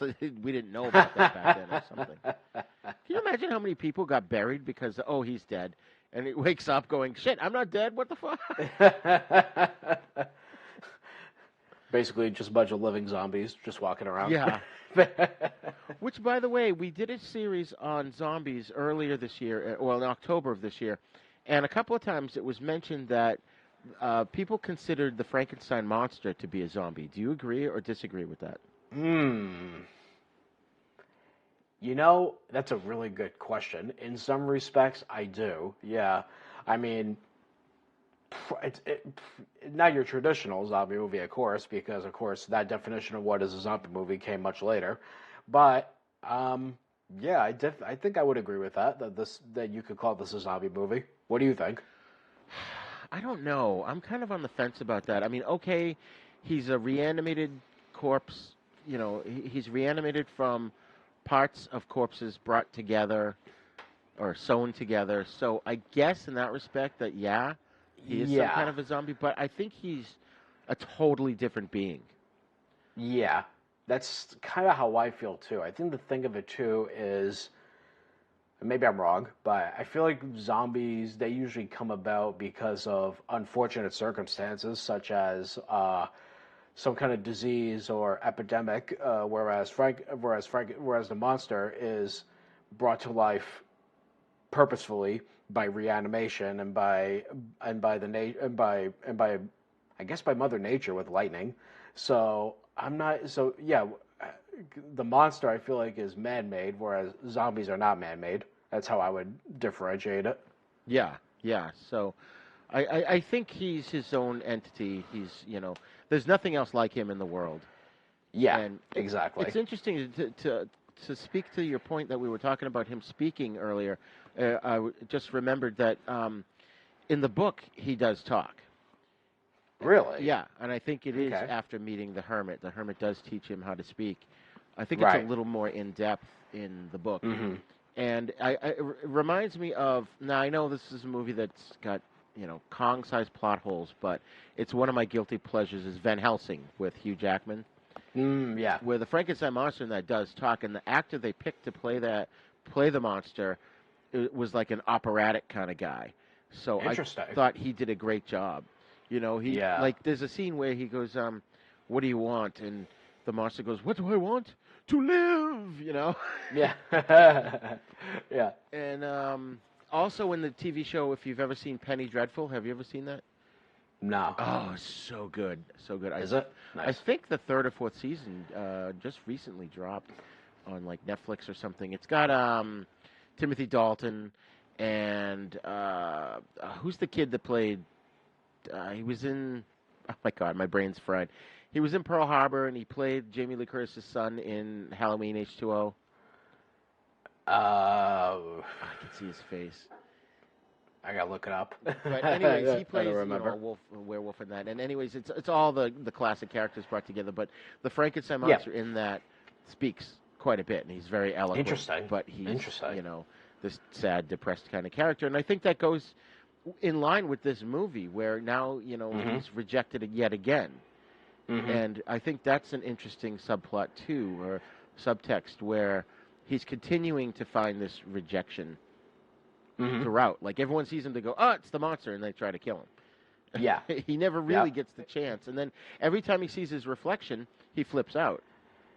Yeah, that's right. And then and there again, there's a of course at the end where he meets his mate. She rejects him. It's like oh shit, it's like it's like Rodney Dangerfield. It's like oh, I get no respect. Yeah, exactly. You were literally made for me, and you rejected me. Yeah. Oh man, I thought it was interesting too how Henry starts to obsess again a little bit, and then I didn't quite understand the scene where Elizabeth started to go nutty, and then once Pretorius shows up, she kind of overcomes it. Yeah, no, I didn't understand that either. But you could see when Pretorius shows him his creations, Henry is clearly unnerved by them. Yeah. That whole scene. All right, for those who haven't watched the movie yet, and if you haven't, the movie's 90 years old. Go watch it and come back. He pulls these little, for lack of a better term, jars out of his briefcase, we'll say, or this container. And there's these glass tubes, and inside them are these tiny little people. There's a king and a queen and a ballerina, and the whole sequence was just. I felt was strange. Yeah, well, beyond strange, it was a little unnerving that he's got these miniature people that he's somehow grown in a lab, and he just keeps them in a glass jar. It's like, what kind of life do they have? Yeah, and I had to do a double take. I was like, am I watching the same movie as I thought I was watching? It seemed like some kind of a totally different movie. Yeah, it definitely did. And I think that was something that maybe the first few times I watched this film over the decades, I was so focused on that I didn't actually hear what he said about growing them. Right. I could have sworn, too, and now this might be a Mandela effect, but I could have sworn at one point he pulled out an elephant. A tiny little elephant. Do you remember that at all? I don't. No, I just remember the tiny human beings. Maybe that was from another movie or something. I don't know. It was weird. But that whole scene moving forward where the monster encounters the shepherdess, that was tense because you knew she wasn't long for this world. Right.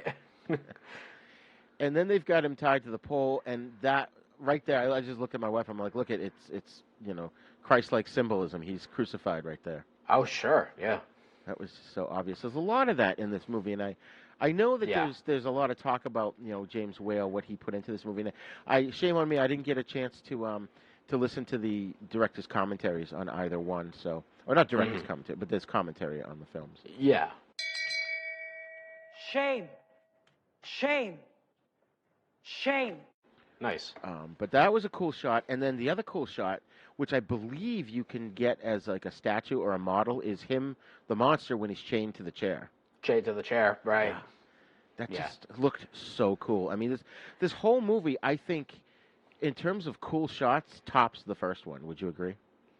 I would definitely agree with that. I also noticed, too, that the camera seemed to move more in this one. Noticed a lot of dolly push-in shots and, dollying back. Very little of that is in the first movie. Like, you could tell James Wells, the director, was finding more of his visual language as a filmmaker. Yes. Yeah, I agree. And so, of course, the scene with the blind hermit, all I could hear was Gene Hackman's voice. Yes. But, man, the poor guy, he just sits around playing the violin, and then, a friend shows up, and he's like, oh, thank God, I got a friend. And then they fucking burn his house down. Yeah. And all they had was a piece of bread. Right. Oh, man. But it was interesting. Go ahead. No, I was going to say, I love when he teaches him that smoke is okay, smoke is good. Yeah. to have a cigar. And he kind of, at that point, I think, I could be wrong, but I felt like he helped the creature overcome its fear of fire. Yes, for sure. He's like, no, fire's good, you just got to kind of control it, and then it's not going to hurt you. Well, because if you notice at the end of the movie, when there is a fire, surprise, he doesn't have the same reaction. He's a braver being. Yes, yeah. Which is another thing. He's grown. The monster has grown as a character throughout this film, which that was great. And did you notice the very first scene with the hermit? At the end of that scene, it fades out, and the fade goes down slow. But then there's like a cross on the wall, and the cross doesn't fade for a little bit, and then it fades. I'll have to look at that again. That's interesting. Yeah. I want to know how they did that, because that's definitely a special effect right there, but it was well done. Yeah, for sure. For sure. So, there's a lot. That whole sequence is just... I almost feel like, now that I think about it, I almost feel like that James Whale took all the different segments, and they were sort of these little... not microcosms, but he just sort of focused on them individually. You know what I mean? Like okay, this whole scene is different from the rest of the film, and every scene is different from each other. But there's a clear directorial path in each scene that he sort of sat down and mapped out how each scene's going to look. And it wasn't. He had this overall picture of the movie, and that's why they all kind of work together seamlessly. But each one is. I mean, there's a whole different set. It's a whole different. There's different characters. Am I making sense here? I don't know. I think I'm just you aren't. Actually, what I was going to say, one of the things I wrote down was I was kind of surprised by its short length, mostly because the plot itself of The Bride doesn't really kick in until about 45 minutes in. And again, this movie is only an hour and 15, so that's like roughly a half an hour of plot. The rest of the movie, it's not that it doesn't have a story, it just sort of.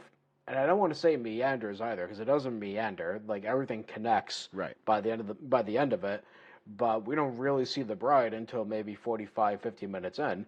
But yeah, it does feel very segment-like throughout. And that's not necessarily a bad thing. Right. No, I agree. I feel like there was just individual care taken to the individual scenes. Yeah. It does. And right after the poor, it burned down the poor blind man's house, the monster's running through the graveyard, and I think that's my favorite scene of the whole movie, because... That is a great scene. Yep. Man. Just the statues and the fog. Yep. And, he runs up and knocks over the statue. I thought he was going to then turn and run over knock over the giant crucifix. That's what I thought too, but no, he just digs right in, and he just goes right beneath the ground. Yeah. Yeah. And so there's this whole labyrinth underground of this like a mausoleum kind of thing, or... Oh yeah. Yep. That was bizarre. That was bizarre. Yeah.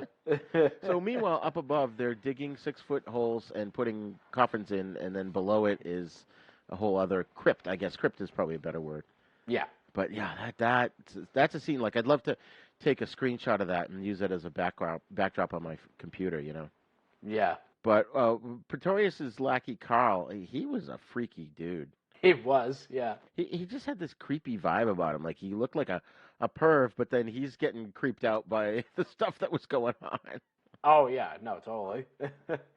I guess you could say he was like this movie's Fritz, as it were. Yes, yeah, I agree. Yeah. Did you notice too? Towards the end, now they're getting the body ready to bring it to life, and Henry, Pretorius, and Carl, they've all got those like doctor smocks on, whatever you call them. They had blood all over them. Did you notice that? Really? No, I didn't notice that. I think because it was black and white, you couldn't really tell. Right. Yeah, that's true. So Yeah. I think that worked. But then at one point they communicated on wireless phones. What the heck was up with that? I know. I look at that and I'm just like, oh, so this is happening. Okay. Oh my God, that was really weird. I was looking for wires. I'm like, well, maybe they just, plug it into the wall. There's a jack, downstairs and there's a jack upstairs, but there wasn't. Yeah, no, there wasn't. So folks, we see a wireless phone, 60 years before. Yep, 1939. Yeah. Oh, sorry, 1935. Yeah. 35, yeah. Oh, man. But one thing, too, I liked about that whole sequence where they're preparing to animate the bride, they were all Dutch angles. I did notice that. Yeah, those were great shots. And, that comes from classic German expressionism. And cinematography. I mean, that comes from all of that, and it's beautiful to look at. But it's funny, in that scene, they reanimate the bride. Yeah. The bride awakens. They say, oh, she's alive. And then you hear Pretorius say, Frankenstein's the bride of Frankenstein. Then at that moment, that's when I was asking myself, shouldn't this be called Bride of the Monster or Bride of Frankenstein's Monster? Because that would mean that the mate is being married to Dr. Frankenstein. I'm like, okay, that's a little confusing. Right. I think there's a lot to that line. It was, first of all, somehow they got to squeeze the title of the film into the movie. Every movie pretty much does it, like 99% of movies. Sure. But also, I think, because that was a point that my wife was asking about too, was, wait a minute, is she that's where her confusion lied with the Bride of Frankenstein, because Frankenstein's the doctor, not the monster. Right. So I think Pretorius said that as a joke because, essentially Frankenstein had a bigger hand in creating her, and so he kind of jokingly says it's his bride, as opposed to the monster's bride. Although I have a feeling that scene is what leads to a lot of confusion and people down through the ages thinking that the monster's called Frankenstein. Yeah, exactly. Yeah, no, and that makes perfect sense because upon watching it this time around, my first thought was not that he was joking. My first thought was, oh, they're just trying to squeeze a title in there somehow. Yeah. But, which I mean, they probably were, to be fair. Oh yeah. I could see where that stemmed the confusion over the generations as to who was the monster and who was the doctor. Yeah. And it's just interesting that they chose to do that. And also, I meant to put it in the notes. I forgot to, but there's two shots in the whole reanimation sequence. I mean, first of all, the whole sequence was just beautifully shot. Yes. But there's a close-up of Dr. Frankenstein, and there's a close-up of Dr. Pretorius, so separately. Yeah. And they just look so cool. Like I may try to take screenshots of those and add them to the show notes because those were really cool. But did you realize that this movie was Whale intended this to be a comedy? No, I had no idea. About halfway through, I'm laughing, and then I realized, I'm like, wait a minute, this is more funny than scary, although there was a lot of scary moments in this movie. And I seem to recall people talking about it or reading about people, discussing over the years that this was actually, he basically made a comedy here. And when you go back and watch it again with that in mind, it actually works, Yeah, well, now that you say that, I could sort of see it. Particularly, again, the scene with the people in the jars. There's something strangely comedic about that, and I wasn't sure if I was supposed to be laughing or if I was supposed to be taken aback or both. But I think something about that was intended to be comedic. Yeah, exactly. I agree. I meant to mention that scene too. It's like, it's just oddly comedic. It's Yeah. Well, comedic is how strange it is. Yeah. Yeah. But again, I also wonder, looking at that, how they achieved that technique. I mean, there had to have been some some really big set pieces to make them look smaller. I'm sure there must have been some forced perspective play going on, where the actors are further away or closer to the lens and all that, or the set is something like that. I felt they were matted in. That they were shot separately, and then you just pull the camera back and they look exactly, yeah. Yeah, and again, I thought what was cool about the ending was I thought it was interesting how she was scared of the monster, and again, the ending was really nice, the way he pulls the lever and all that. But my question was, how did Dr. Frankenstein and Elizabeth make it out so quickly out of that tower? That thing was huge, and they got out so quickly. I'm like, wait a minute. I know. But then, before you even ask that question, it's like, why is there a lever that would destroy the castle or the tower to begin with? That is true. That's true. That's true, exactly. But then, something? Then the movie just kind of ends. It felt somewhat anticlimactic. Like, I'm like, I was expecting the bride to be in the movie a lot more than she was. And I know that it was the same actress that was playing Mary Shelley. Yeah. But I don't know. For some reason, I thought the bride was going to be much more part of the plot than she actually was. Well, considering it's the name of the movie, you would have expected that. Yeah, exactly. I think that's why it left me feeling a little like, not disappointed, but a little bit like, oh, that's it. Still a great movie. And it's been a long time since I've read the book, but to the point of her being the bride of Frankenstein, I'm trying to remember. I don't exactly remember how it happened in the book, but do you remember the Kenneth Branagh Frankenstein film where De Niro played the monster? Oh, yes, yeah. It's Elizabeth that he reanimates, and there's this really fucked up sequence where he's dancing with her, and she's dead, and her head's like half shaved because he just shoved a new brain in her head or something, and he's dancing around with her. So technically, she was his bride. Interesting. But then I think the monster tries to claim her as his own.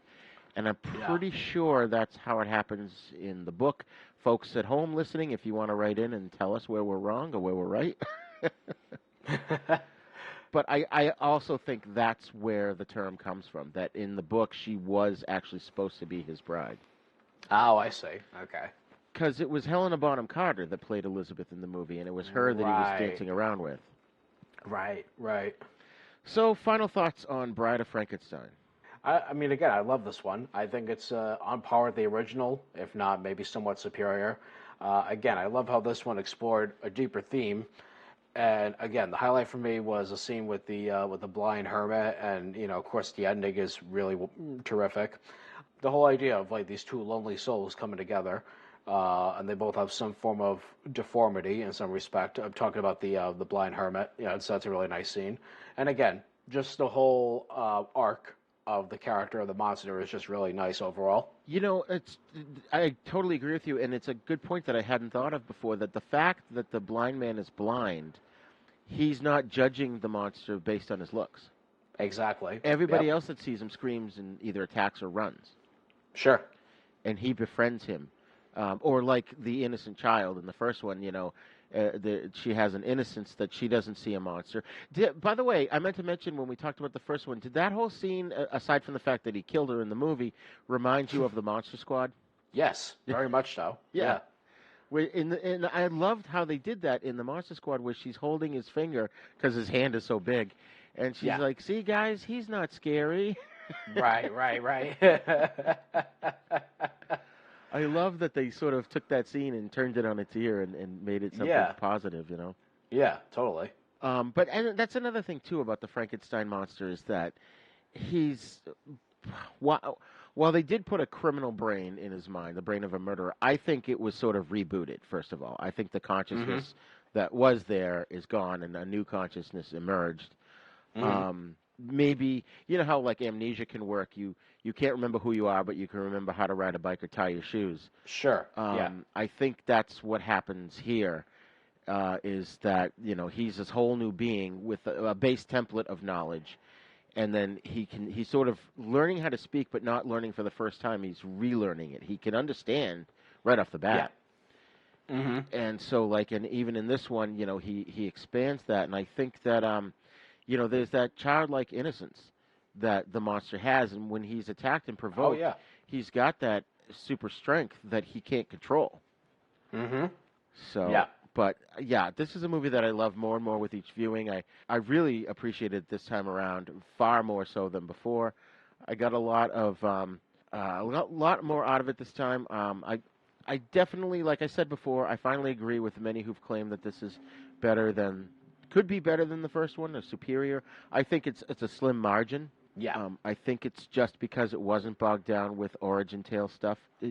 Those kind of films, like I said, they could be clunky, full of exposition. But this one, as I said before, it hits the ground running and doesn't let you go.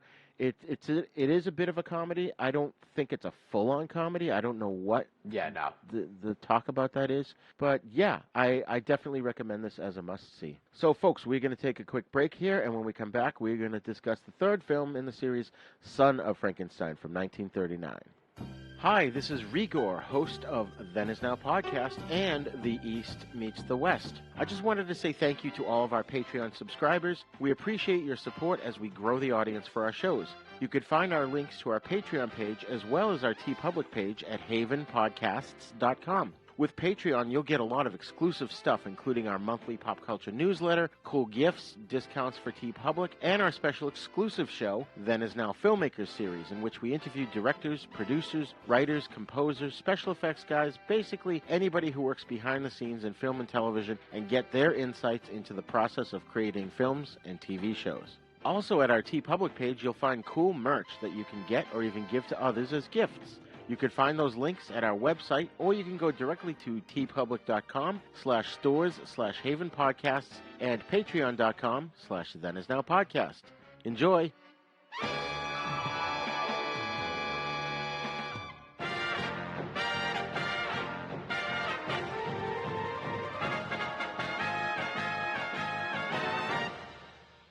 Shark Bites Podcast. It's the greatest show in history. From the Dorkening Network, hosted by a nerd who's named Patsy. From movie reviews to tips on surviving the coronavirus, Shark Bites has it all. Follow us on Facebook and suggest topics at sharkbitespod@gmail.com. Available on iTunes, Stitcher, Spotify, and wherever you get your favorite podcasts. We come from the retro future. We want you to be nostalgic for what's to come. A new channel and distribution network for smart people with bad taste, featuring content from Church of the Subgenius, Creature Features, Cinema, Insomnia, Sleazy P. Martini and Guar, Troma, Corey Maccabee, horror, sci-fi, Saturday morning cartoons, midnight movies, and assorted trash we love. Add our channel OSI74 to your Roku player or visit OSI74.com. All systems go.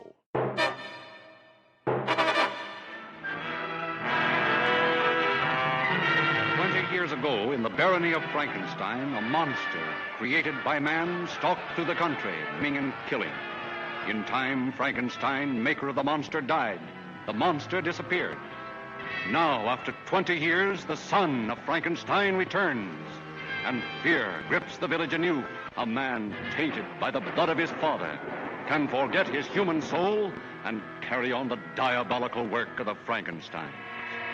As a man, I should destroy him. But as a scientist, I should do everything in my power to bring him back to conscious life. Benson, turn on the generator. Produced on a vast scale, Universal's Son of Frankenstein presents the most fearsome cast in the history of the screen. Basil Rathbone. In his heart, warm human emotions. In his mind, the monster mania. It's alive. Alive, you mean? Yes, alive, alive. I thought you said our experiments I know. I too thought we failed, but we haven't. I've actually seen it walk. Karloff, rising from the past to spread new terror. Lugosi, sinister, mysterious, evil. You see that? They hanged me once. Lionel Atwill, grim hatred in his blood. One doesn't easily forget, Herr Baron. An arm torn out of the roots. Josephine Hutchinson, her young beauty a magnet to the menace around her. I hate it here, Wolf. I'm terribly afraid all the time.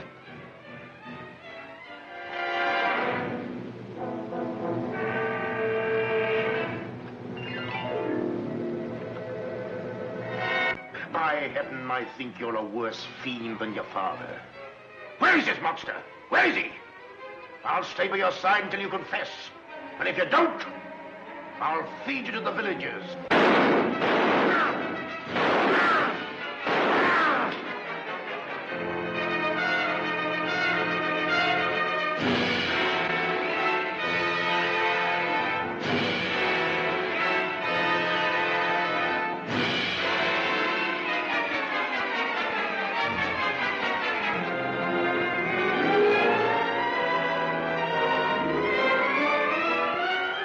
Baron Wolf von Frankenstein, son of Henry Frankenstein, relocates his wife Elsa and their young son Peter to the family castle. Wolf wants to redeem his father's reputation, but finds this will be more difficult than he thought after he encounters hostility from the villagers who resent him for the destruction his father's monster wreaked years ago.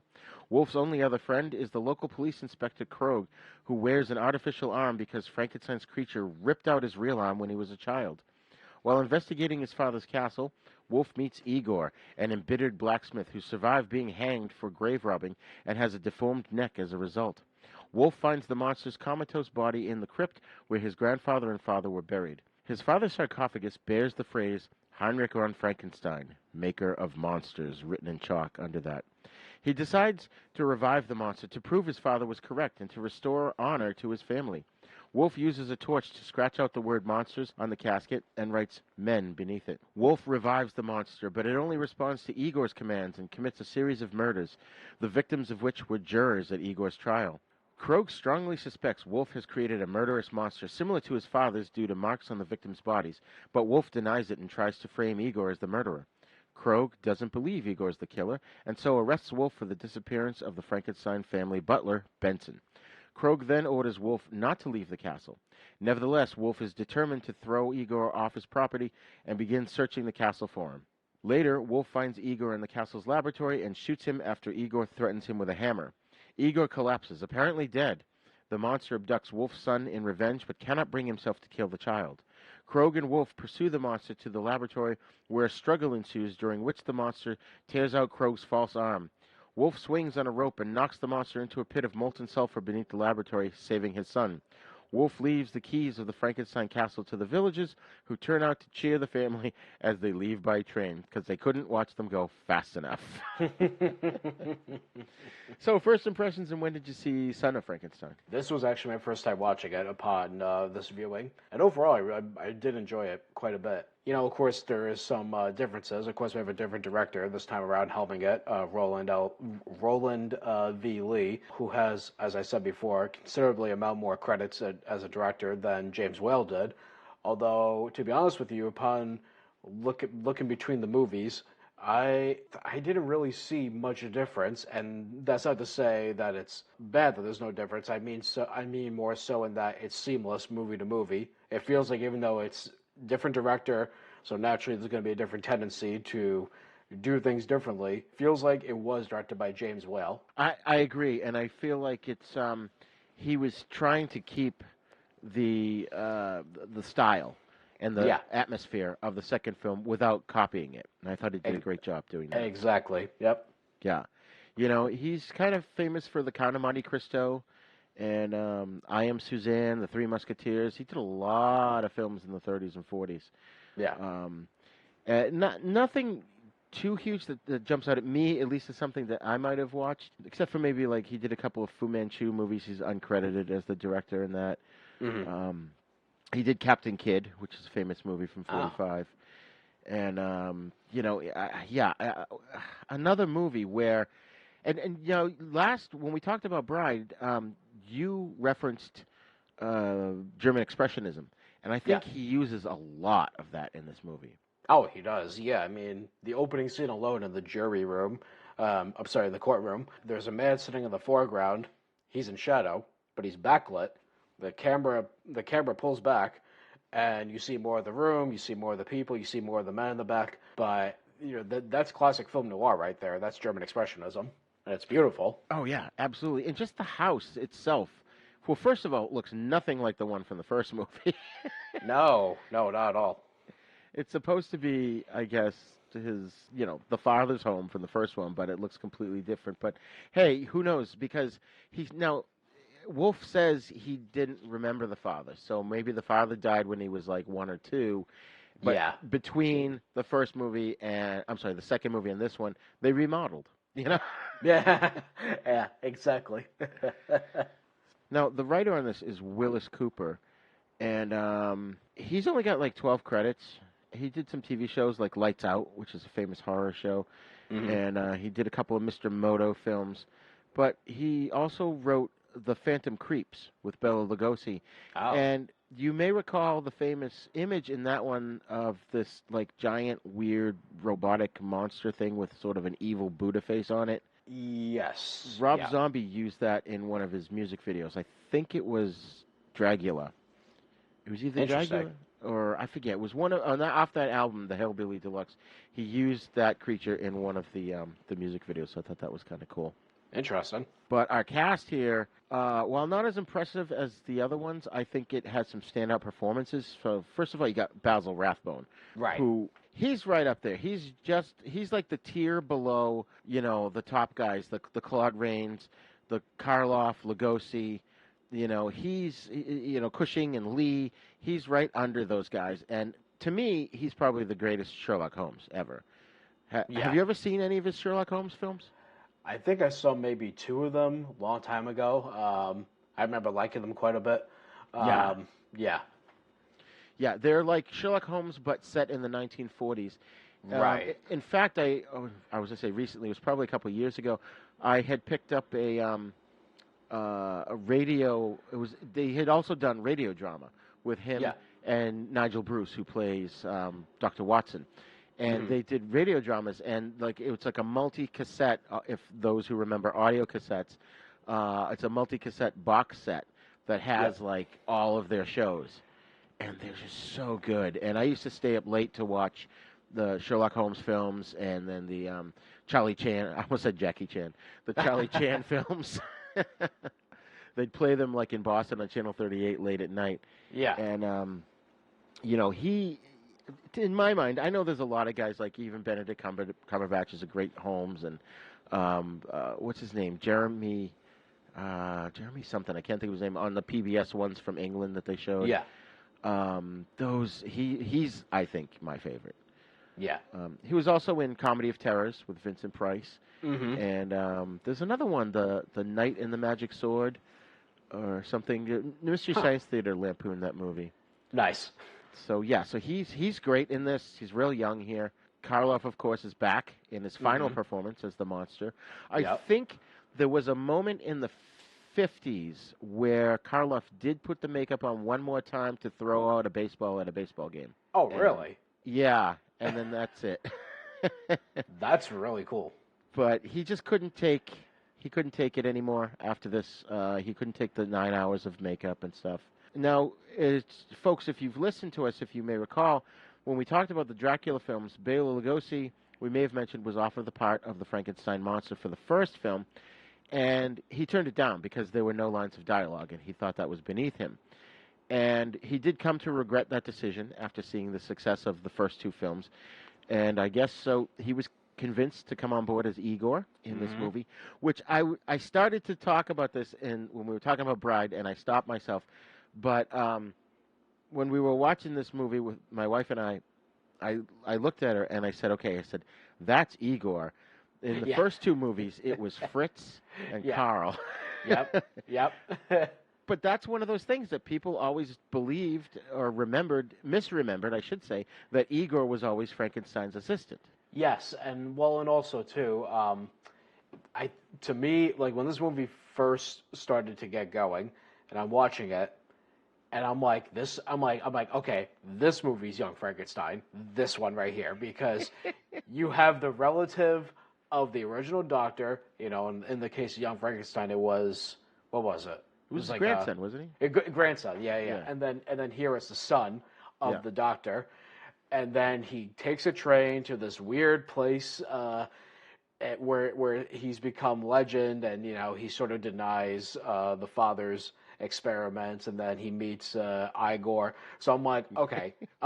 So the main plot was taken from this with pieces of the previous two in the movie. So I just thought that was very cool. But when I saw Bela Lugosi's name in the credits, I was. So for those of my generation, they probably think they know Bela Lugosi because of Ed Wood with Johnny Depp, where Marlon Brando plays him. I couldn't help but think of that scene. And I'm like, okay, wait a minute. So were these two friends in real life? Because I heard that scene was all false in Ed Wood, where he's cursing out Karloff, and he's like, "Oh, Karloff, sidekick, fuck you! Karloff does not deserve to spend my shit." That's a line of dialogue that pops into my head every so often. Exactly. So I'm thinking, okay, so because I have heard from Lugosi, from interviews with Lugosi's son, that he actually did not hate Karloff and that they were actually friends. So I couldn't help but keep thinking of that as I was watching this movie. And I'm seeing them on screen together. I'm like, oh wow, this is something. Karloff and Lugosi on screen together. This is great. Oh, dude. Oh, when we get into some of these movies, they were on screen quite a bit. And there's a movie they did together called The Black Cat, which is really good. Yep, I heard of The Black Cat. They also did the movie called The Invisible Ray together. So they did a few movies. Yeah, Sarah Karloff was asked about that on the interview I heard recently, and I think she basically said that she felt they were friends, and she believed a lot of it was just publicity stunts to get people to go to their movies. Yeah. And so I don't know what the real truth is. I tend to believe that, maybe early on Lugosi was kind of pissed at Karloff for being so successful with Frankenstein. Sure. And sort of being regretful for not taking the role. But I would imagine that if he had any character, he would have gotten over that quickly, Yeah, exactly. And then speaking of young Frankenstein, another element they borrowed from this movie was Lionel Atwell's character as Inspector Krogh with the fake arm. Yep. That's all I could think of. Yeah. And he walks in and he pulls his arm up and he puts it down, and my wife goes, "What the heck's he doing? What's that all about?" And I had to explain it was a fake arm. And then when he tells the story of how the monster ripped his arm out, he goes, he ripped it out at the roots. That sent a shiver down my spine. I was like, ooh. Mm-hmm. Oof. Yeah, I know. Oh, man. And to round out our cast, we have Josephine Hutchinson, who played Baroness Elsa von Frankenstein, or Frankenstein. Donnie Dunnigan played Peter von Frankenstein, the kid, who I heard him recently interviewed on a Gilbert Godfrey episode as well. And, he's really old, but he remembered it all and had some great stories. That's awesome. I can't recall if they asked him why his character had a Texas accent in this movie. The parents are clearly British. They're clearly from England. And he's like, "Hi, Mommy. I'm going to go out and go hunting." And then we had Emma Dunn as Amelia, Edgar Norton as Thomas Benson, Perry Irvins as Fritz, and Lawrence Grant as the Burgermaster, Master Burger. So I did like the scene at the beginning where Rathbone's on the train, like you mentioned, and he's telling the wife, well, 9 out of 10 people call that misshapen creature, and then you hear the conductor go, "Frankenstein!" Yeah, it's true. Which, the funny thing about these movies is there's not a whole heck of a lot of attention paid to continuity. No, there's not, unfortunately. So at what point between Bride and this movie did the town get renamed Frankenstein? If they were so traumatized, all the folks have been traumatized for decades by this monster that happened, the occurrence that happened with the Why monster. is he being celebrated? Yeah. Right. And I think in later movies we'll find that it's still named Frankenstein at some point. Mm-hmm. So, but, this movie's been, long hailed for its legendary teaming of Karloff and Rathbone and Lugosi. Sure. Lugosi's bizarre appearance and mannerisms as Igor definitely contributed to his indelible performance, He does reprise the role again in Ghost of Frankenstein, which we will cover next episode. Mm-hmm. Yep. Now, Karloff, on the other hand, He's kind of less striking in this movie than the first two, although I did like his fur vest. I thought that was cool. That was different. Yeah, I like that. You know, but I have to say, I had a problem with the fact that he lost his ability to speak in this movie. I did too. Yeah. Yeah.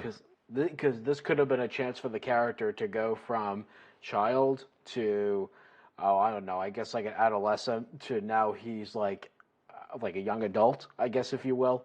Like, right. Again, just like developing more as a being, as it were. Yeah, and I feel like there was one element where he grows, because when I read it in the synopsis, it reminded me when he chooses not to kill Peter. I think that was a level of growth for the character. True. You know, but they didn't really play up on that at all. They didn't really show him develop any compassion beyond that. So it would have been nice to see sort of that as a small subplot, although the movie was pretty long to begin with. Yeah. These movies. Mm-hmm. Oh, yeah. This movie was like an hour and 40 minutes compared to the other two. Yeah. But, again, as I mentioned, too, the house, the crazy angles, just the weird staircases and shadows and stuff, I remember as a kid being weirded out by it, but I've grown to really love that. Yeah.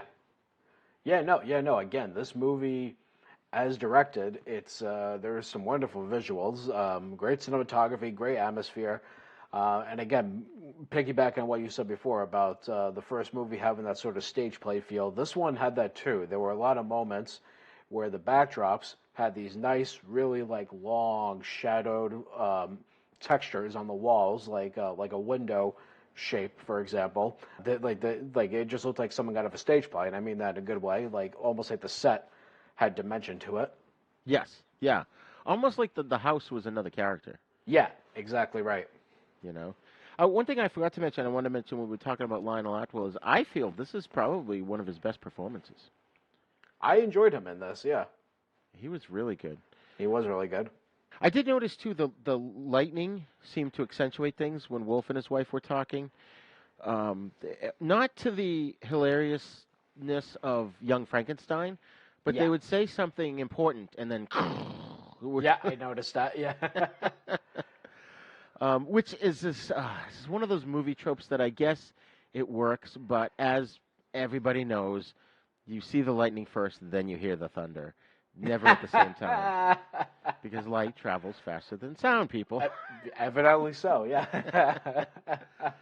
But it's a movie trope. It's a horror movie trope. It works. So yes. I'm not going to complain about that. Yeah. But did you notice the scene when they were in the library? I can't remember if it was Wolf and his wife at first, or Wolf when he's talking to the inspector. I think it was Wolf and the wife. They're in the library talking. And it might have been the butler. It might have been Benson, because he asked him where the library was, and he goes, "Oh, it's over here." Yeah, and he's talking to Benson, I think. And in the background, you can see the window, and out the window, you see the clouds and the lightning. And I'm looking at it, and I'm thinking it wasn't matted in. I'm thinking it was a practical effect in the background where they had lightning strikes in the clouds illuminate, like, for a split second. Mm-hmm. And I was watching that through the whole scene, trying to see if it was just the same one over and over again, and it wasn't. They had all different ones, and then every so often the pattern would repeat itself, but then there were times where it was random. So they must have somehow rigged up some kind of lights that when they weren't lit, you couldn't see them as sort of a lightning bolt in the sky, but then when it lit up, you could see it, and I just thought that was a brilliant special effect. Did you notice that? I have to look at it again, but yeah, no, it was a really good special effect. But yeah, I'd be curious to know how they did that. Yeah, me too. I definitely feel it was a practical effect, because if it was matted, you would have seen seen the lines. Yep. Yeah, around the window edges and stuff. Exactly. But did you notice too, though? All right, so that was really good. The house looked really good. We kind of mentioned that it didn't look anything like the house in the first movie, right? Which was a traditional sort of a mansion, I guess. But then they go to the lab building, and first of all, in the end of Bride, the whole thing completely crumbled, right? Right. Yeah. And it's still half there, and it's sort of a almost like a silo shape. And the first one was a square. Yeah. So. Yeah. Again, no real attention to continuity, like you said. Yeah. And you know, you mentioned Yeah, and you mentioned Lugosi's neck, how like, looked gross. Is it just me, or he looked like the Wolfman with that makeup? He did kind of look like the Wolfman. Yeah, and this is, a couple of years before the Wolfman. A couple years before the Wolfman, but also a couple years before we get to Frankenstein meets the Wolfman as well. Yes. So, so it's almost like a precursor to that in some unintentionally weird way. Yeah, I think so. That is one of those cool unintentional things that is really neat. And it was good makeup. It was disturbing to look at him, like, ew. Yeah, no, Lugosi was unrecognizable, both visually, but also even his voice. Didn't really sound like Lugosi at first. There were little shades where I was like, oh wow, yeah, no, that is Lugosi, because it took me a minute to realize that was him. Oh wow, that's interesting. I'm used to it because I've seen these movies quite a few times, especially the later ones. I've seen the ones we'll talk about next episode. I've seen far more than I've seen these ones. Right. But yeah, and he had like a set of fake teeth on his, at least on his upper palate. So I wonder if they redubbed his dialogue, because I didn't have any trouble hearing what he had to say. Yeah, no, I didn't have trouble hearing what he had to say either. Yeah, so I wonder, because I know when you wear fangs or prosthetic teeth or whatever, it's hard to articulate fully well. Yeah. So I'm thinking they must have had him overdub his own voice. But yeah, the use of lights and shadows in this film is just amazing. Oh yeah. And of course, every movie they've got to say something along the lines of "It's alive," or "She's alive," or "He's alive." Yes. Of course they do. It became a staple. Yeah, which is cool. I like that. No, it's cool. Now, did you notice too that in Bride of Frankenstein, the monster, about halfway through, might even have been from the beginning, he's got sort of a burn scar on his right cheek, and he of course didn't have that in this one. That is true. Yeah. That is true. Yeah. I have to wonder, did Jack Pearson do the makeup for this one as well? I'm pretty sure he pretty much did all the Universal movies. Yeah, right I would through think to so. the 50s. Yeah. So yeah, I'm going to say yes on that one. Interesting. And it's funny because they kind of have this whole dialogue about, like, Ego is telling Wolf, which, by the way, they don't say it, but I would imagine Wolf is short for Wolfgang, right? Like, you don't just name your kid Wolf. Like, well, Wolf and there again, the precursor to Wolfman. I was like, That's interesting. I hadn't thought of that. But Ego is talking to him, and he basically says that he made the monster to live always. Yep. And in later films, they describe him as the undying monster. And I never actually got that until this movie, watching it this time around, I should say, because there's a scene where Wolf is like, first of all, they're giving him an X-ray out in the open with everybody hanging around the X-ray machine. So they're all going to die of cancer in 5 years. But he's looking at him, and he's analyzing him, and the monster's blood pressure is 300. He's got bullets lodged in his heart. He's got this hyperpituitary condition, and his cells are fighting each other, which that doesn't really make a whole heck of a lot of sense, but maybe it's movie science, I guess. But I guess when you add all that up, he even says that cosmic rays are part of what brought him back or brought him to life. Mm-hmm. So, which, by the way, cosmic rays are also what gave the Fantastic Four their powers in Marvel Comics. That's true. Yeah. So, now I can see it. Like before, I was always like, "What do they mean? He's the undying monster?" And that's why he keeps coming back. And they don't ever mention again, of course, of continuity issues, but they don't ever mention again that he's got 5 bullets lodged in his heart. I mean, how fucking cool is that? I know, right? Oh man! And then as the movie goes on, Peter, the little kid, is talking about this giant that he's seen, and Lionel Atwill, of course, gets wind of this, and he gets. I liked how he got really suspicious, and he just kept finding reasons to hang out in the house, waiting to catch them doing something bad or to find the monster or whatever. And the kid does mention, "Oh, he had a hold of my arm," and Atwill like visibly winces. And in that one moment, you could see him in his mind reliving the terror that happened in his childhood. Mm-hmm. Yeah, for sure.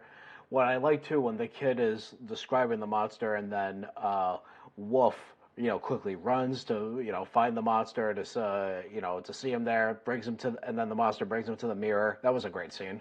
Yes, yeah. That whole thing too is when he first meets the monster. I don't know if it was that. And because he hadn't woken up at that point. That's another thing is the monster's kind of kind of sleeping through half the movie. Right. He's looking at him. I think he even sort of grabs Wolf's face and he's analyzing it. And that whole scene with no dialogue, you could see that he recognized the resemblance to Henry Frankenstein. Right away. Yep. Mm-hmm. Yeah, that was the mirror scene, because then he looks in the mirror and he starts to freak out at his own face, and right. Igor flips it over so he doesn't see it. Yeah. Which that reminded me too of another scene from the Monster Squad, which I'm sure had to be an homage to this, where the Frankenstein monster is with the kids in their clubhouse, and he picks up one of the old style costume boxes, and it's a Frankenstein costume, and he pulls the mask out and he looks at it, and he looks at the kids and he touches his face and he goes, scary. And That's it's a really sad scene. No, it is. And again, going back to Incredible Hulk, there's a scene in the pilot as well where he looks at his face in the water. Yeah. I think it was, the face changes back to Bill Bixby and he's got just the eyes. That was clearly an homage to this as well. Yes. Yeah, absolutely. And that's another level that sort of adds to the tragicness of this character, is that every time he looks in the mirror, he knows he doesn't look like everybody else, and that bothers him, and that he understands that that's why people are afraid of him, and it's really sad, It is really sad, yeah, for sure.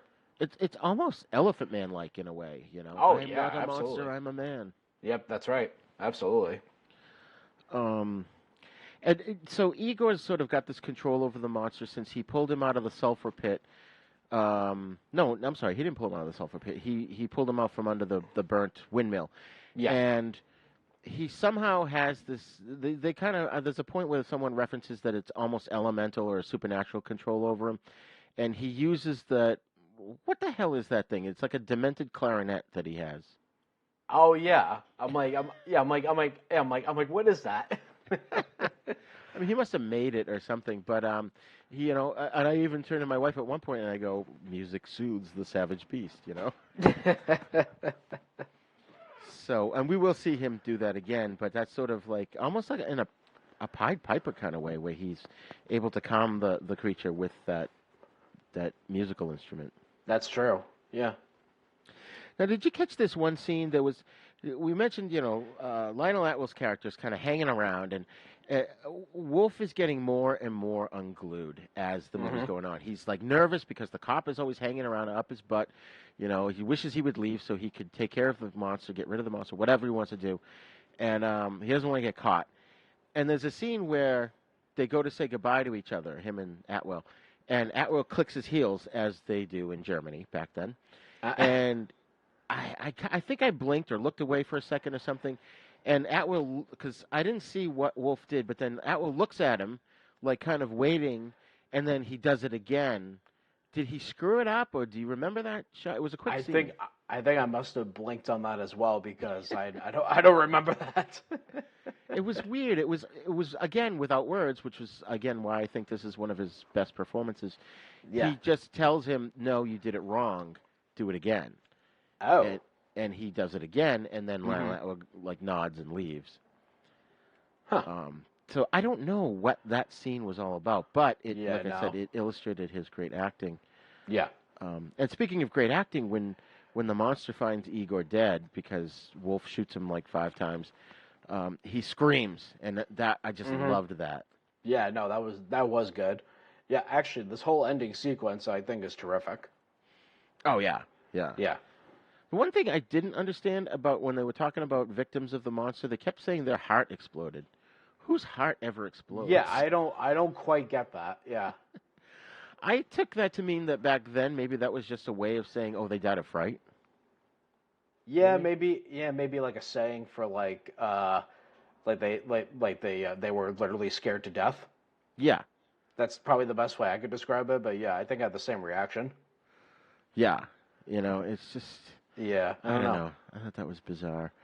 But, as the movie goes on now, we've got this chaos ensuing, at the end where I first of all, I didn't put this in the notes, but I loved when Lionel Atwell's character, he had gone into Peter's room, and Peter's telling him about the giant and telling him about the arm and everything, and he's kind of hanging back because Peter had mentioned that the giant, which is the monster, didn't come through the door. He came through a secret door in the wall.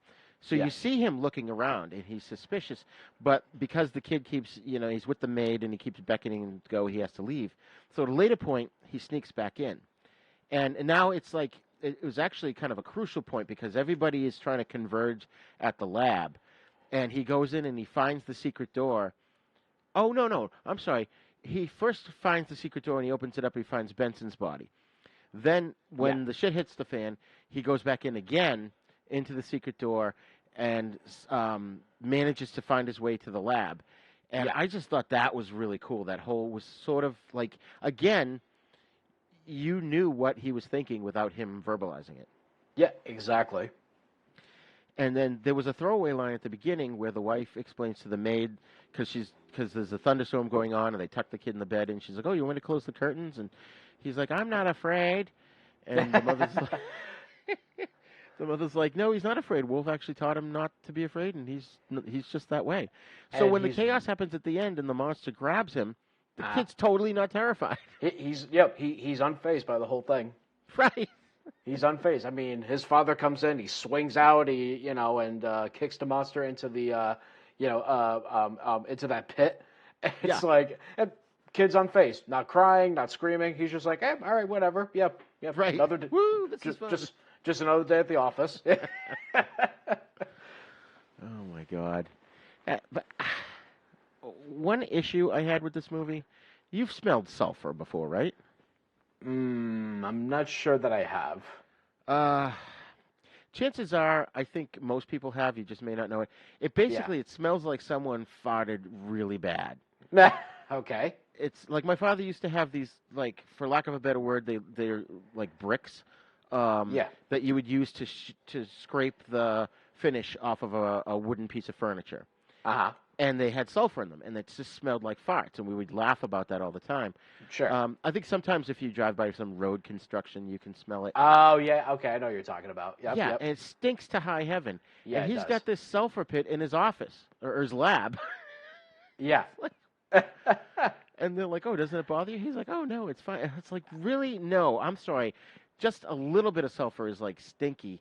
A giant 800-degree sulfur pit has got to be nasty. You know what I kept thinking of when that scene? I kept thinking of that scene from Labyrinth with Jennifer Connelly and David Bowie, where she's like she and the little creature in that movie. I forget his name. Oh, Hoggle.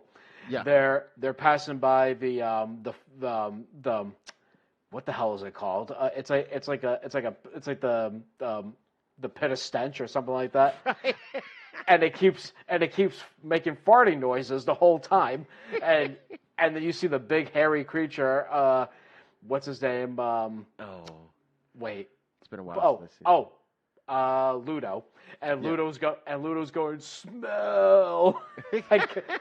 I kept thinking of that in this scene. I'm like, oh man. Yeah, that just stinks to high heaven. Oh my God! But of course, we've got another fire. We got another fire. Yep, it's a trope. Yeah.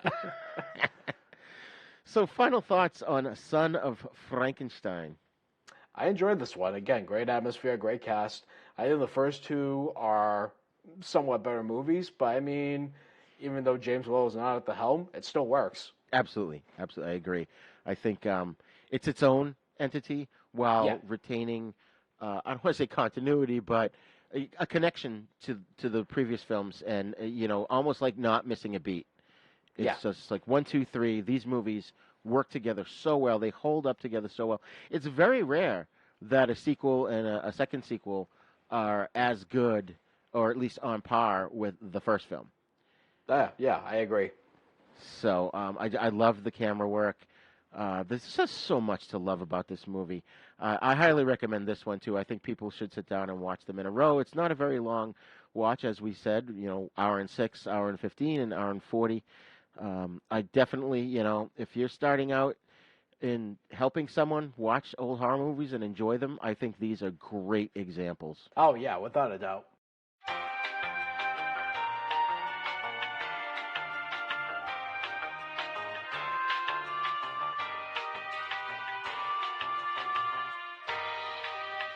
Okay, folks, thanks for joining us today for part 1 of our discussion on the Universal Frankenstein movies. Don't forget to sit down with someone you know who hasn't seen these films and have a great time watching them. You can send your feedback to thenisnow42@gmail.com. You can also join in the conversation at our Facebook Then Is Now podcast group.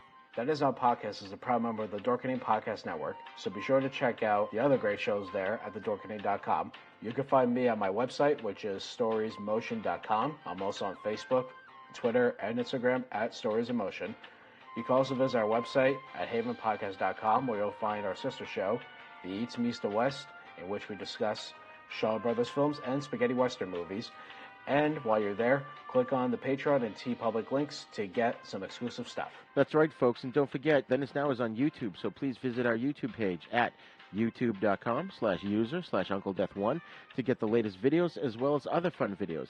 And please subscribe to our YouTube page and make sure you hit the little bell there to get all our notifications so you can get our latest videos. And please share them with your friends and get them to subscribe as well. Don't forget to go wherever you download your podcast from and leave us a great review so more listeners can find us. You can find us on all the podcasting apps, especially the big 3, iTunes, Spotify, and Stitcher. Class dismissed.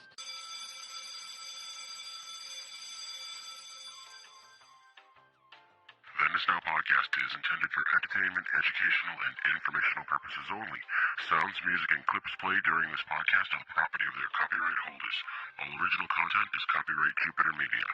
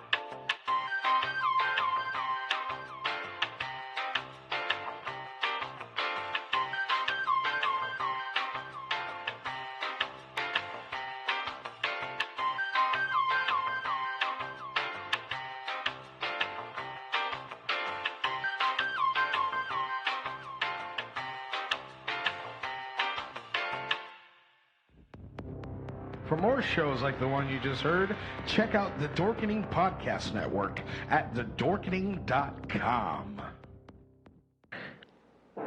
Excuse me? You heard that? I did. That's hilarious. Yep, there's your own pet. Yeah.